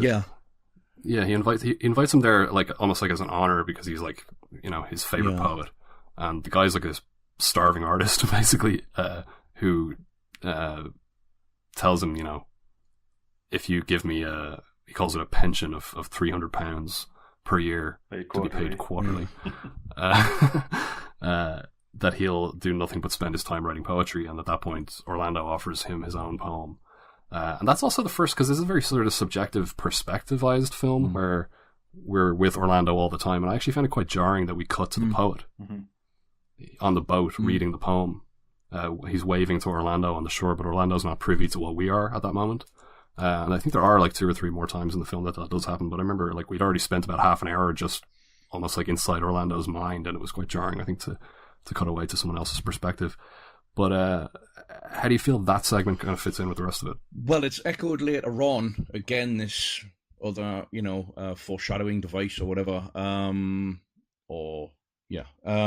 it cuts to the contemporary setting, so 1992, and Orlando delivers a very large manuscript to a publisher who's played by Heathcote Williams, who played the poet.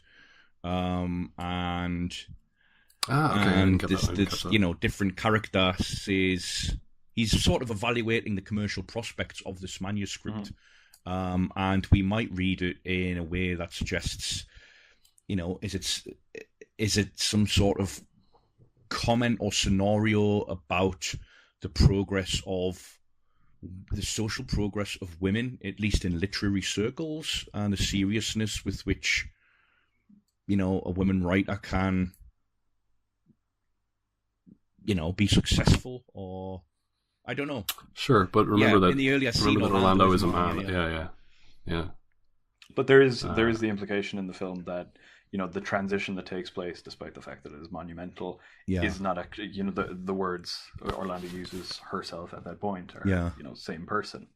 And the idea is that the art itself isn't necessarily impacted by the gender, perhaps. And now I think I would agree with you generally, Bobby, that piece doesn't seem to gel quite as well as many of the other sections. And you get the foreshadowing of the later thing that you alluded to, Michael, and the discussion they have about poetry later, poetry versus science. There is this thread that runs throughout of art, its intrinsic value in dealing with these ideas of identity. But I think that is potentially one of the aspects of adaptation that Potter, she trims a lot of the novel's reference to these things out, and she may have lost something in doing that, in that what she keeps perhaps isn't enough to sustain it. Right, it feels kind of vestigial, yeah. Yeah. What exactly is it that she says to herself when she wakes up? So it's. You mentioned it there that she says it's the same. I'm the same person. Different body, same person. No, I don't have the exact. Same. Is it the same body, same person, different sex, or something like that? Yeah, that sounds right. Let me just see if I can get it here on. Same person, no difference at all, just a different sex. Yeah. Interesting. What would you say was your favorite of the segments? Just taken in isolation.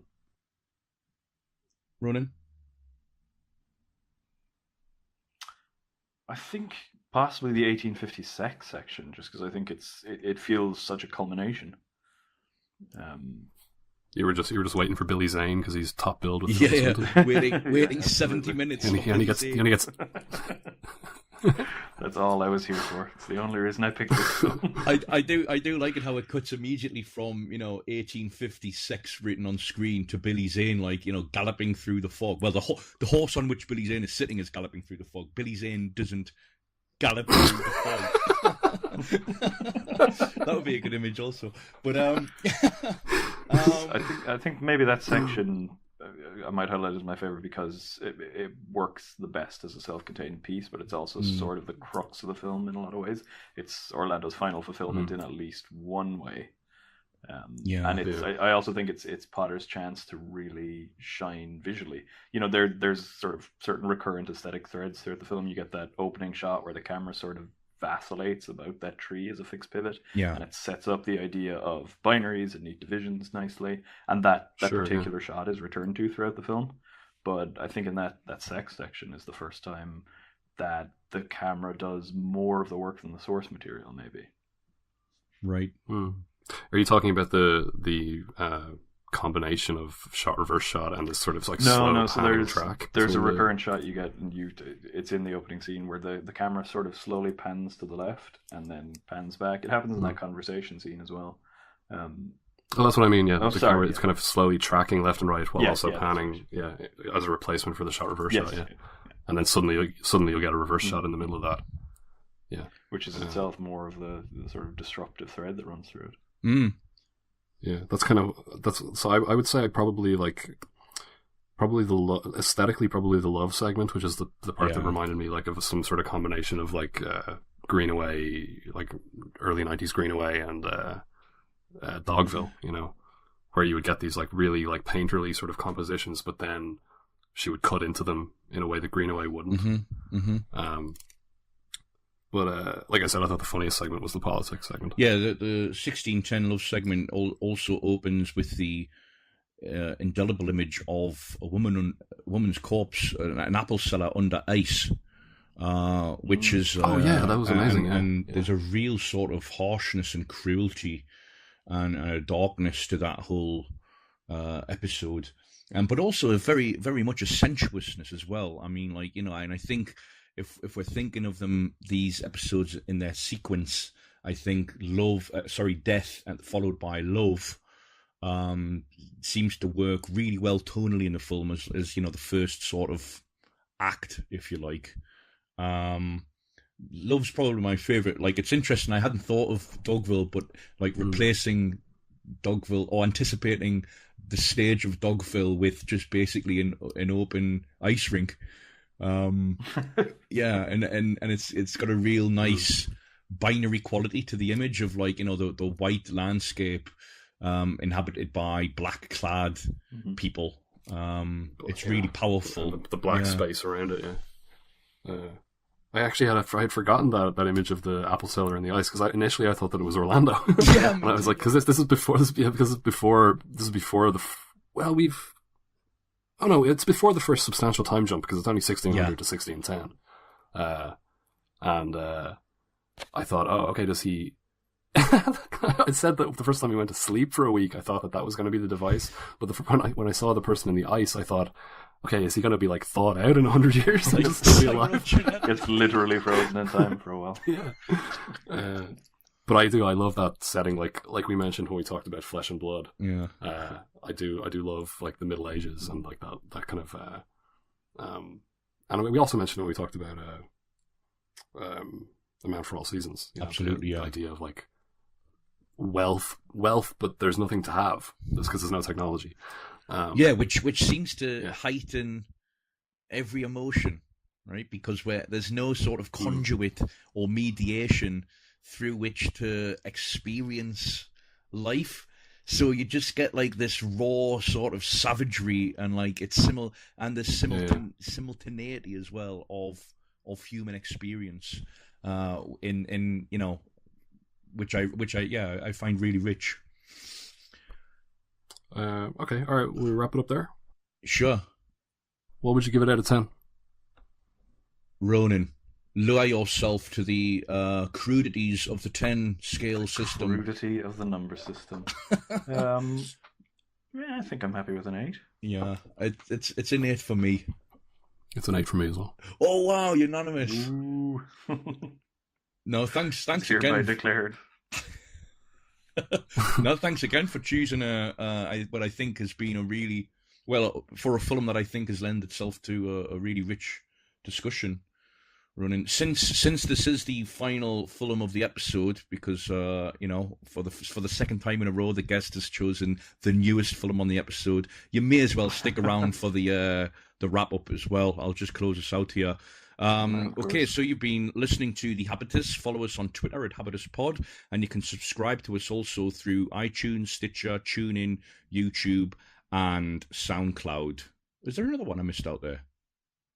Nah. Okay, my name's Michael My name's Michael Pattison.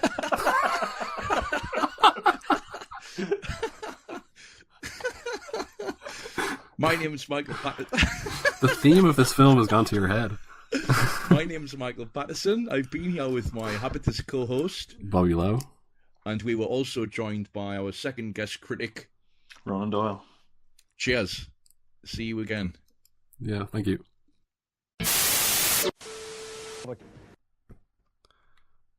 Okay, so we're recording a quick addendum to this episode of The Habitus.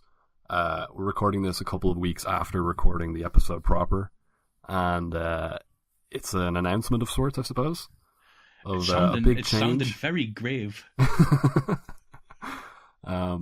So this episode of The Habitus is going to be the final episode ever of The Habitus. Of The Habitus. Yeah. And starting in October, we are going to launch our new quote unquote new podcast. The podcast that has been gestating inside of The Habitus like an alien embryo is going to finally burst forth, and we will be launching The Journeyman as a fortnightly podcast this October.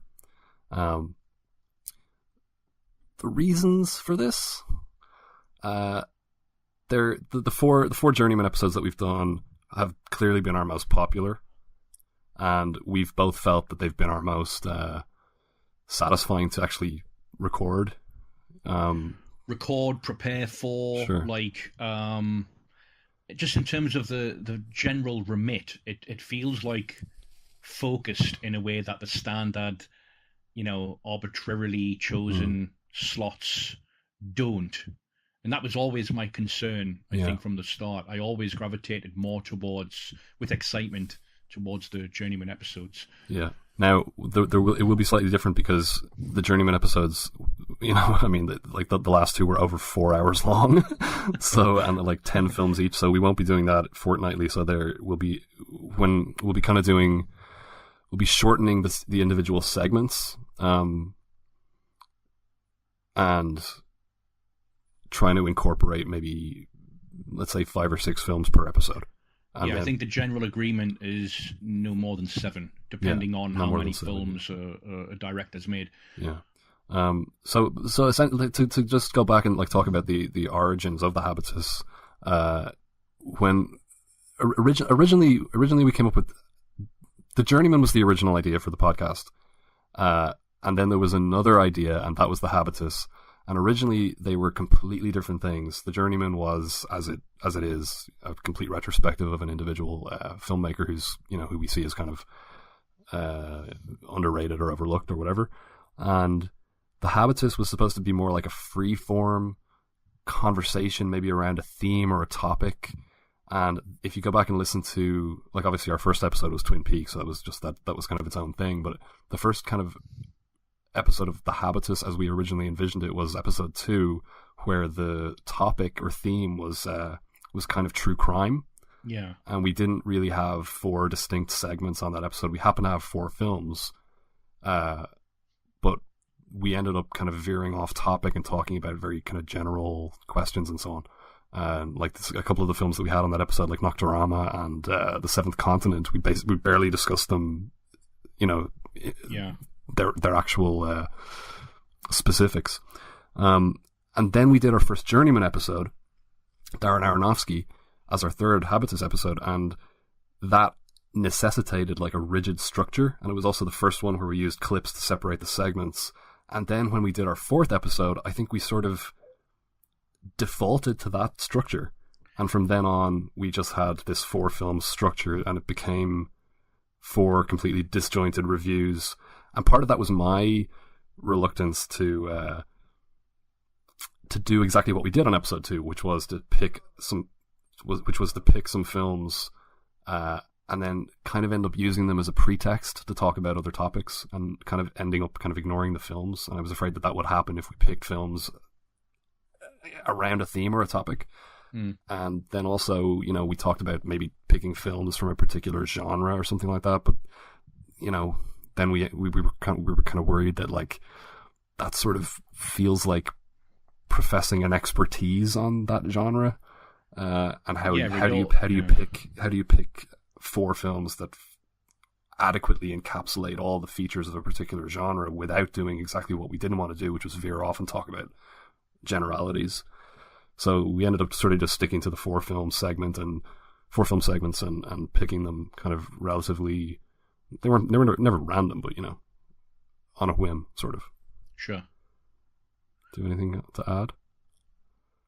Yeah, I think it was at the beginning of the Cosmatos episode, maybe, where we discussed, the joys of the Journeyman, or the kinds of directors that we were going to be discussing, which, again to stress, aren't necessarily journeymen directors, but the kinds of directors we were choosing have a range of films that also allow us to watch different kinds of films, but within an overall focus. Like, these aren't like, it's not like an auteurist reading of that filmmaker. It just happens to be a chronological procession through their body of work, and we're hopefully going to be choosing filmmakers who have made 1 or 2 films known to us that we probably do enjoy, and then we actively try and seek out the gaps and fill in the absentee, like to fill in the gaps of that filmography, and hopefully come to some sort of, so that it's a very sort of modularized, segmented way of working through the films, where each film is given its due analysis, and the discussion and the reviews retain a certain, I guess, focus in terms of textual analysis. It's not like discussing the films in relation to one another, but just discussing them as if they were made by anyone in particular. Yeah, I mean, we can discuss them in relation to each other, or in relation to other films of the genre, or the time, or whatever. It's certainly not intended to be auteurist or auteurification or anything like that. But we are, I suppose, also responding to audience demand here, because those episodes are definitely like the most listened to. But they have a hook, which is what we didn't have before. Yeah. You know, like really, like even the write up on our social media is just a fortnightly film podcast hosted by us. Yeah. There's no hook beyond. I think that should be fucking good enough. But obviously, if you don't know us from Adam, then yeah. Yeah. So anyway, okay. We both feel pretty positive about this decision, I think, and there's some trade-offs. You know, like it's not going to be as like wildly varied as it has been per episode. But there'll still be a lot of variety. We're still going to do the odd, like Halloween specials still on the cards. We've got Christmas specials planned. We're going to do a 2018 year in review at the end of the year. There I go again, committing us to causes that we're not necessarily going to fulfill. But I mean, we've got things in the pipeline, and I'm very excited by the list of directors that we've got lined up, although I'm not going to reveal them on air. So yeah, okay, well, we'll leave it at that, I suppose. Our first, one more thing. The 4 Journeyman episodes that we've already made, we're going to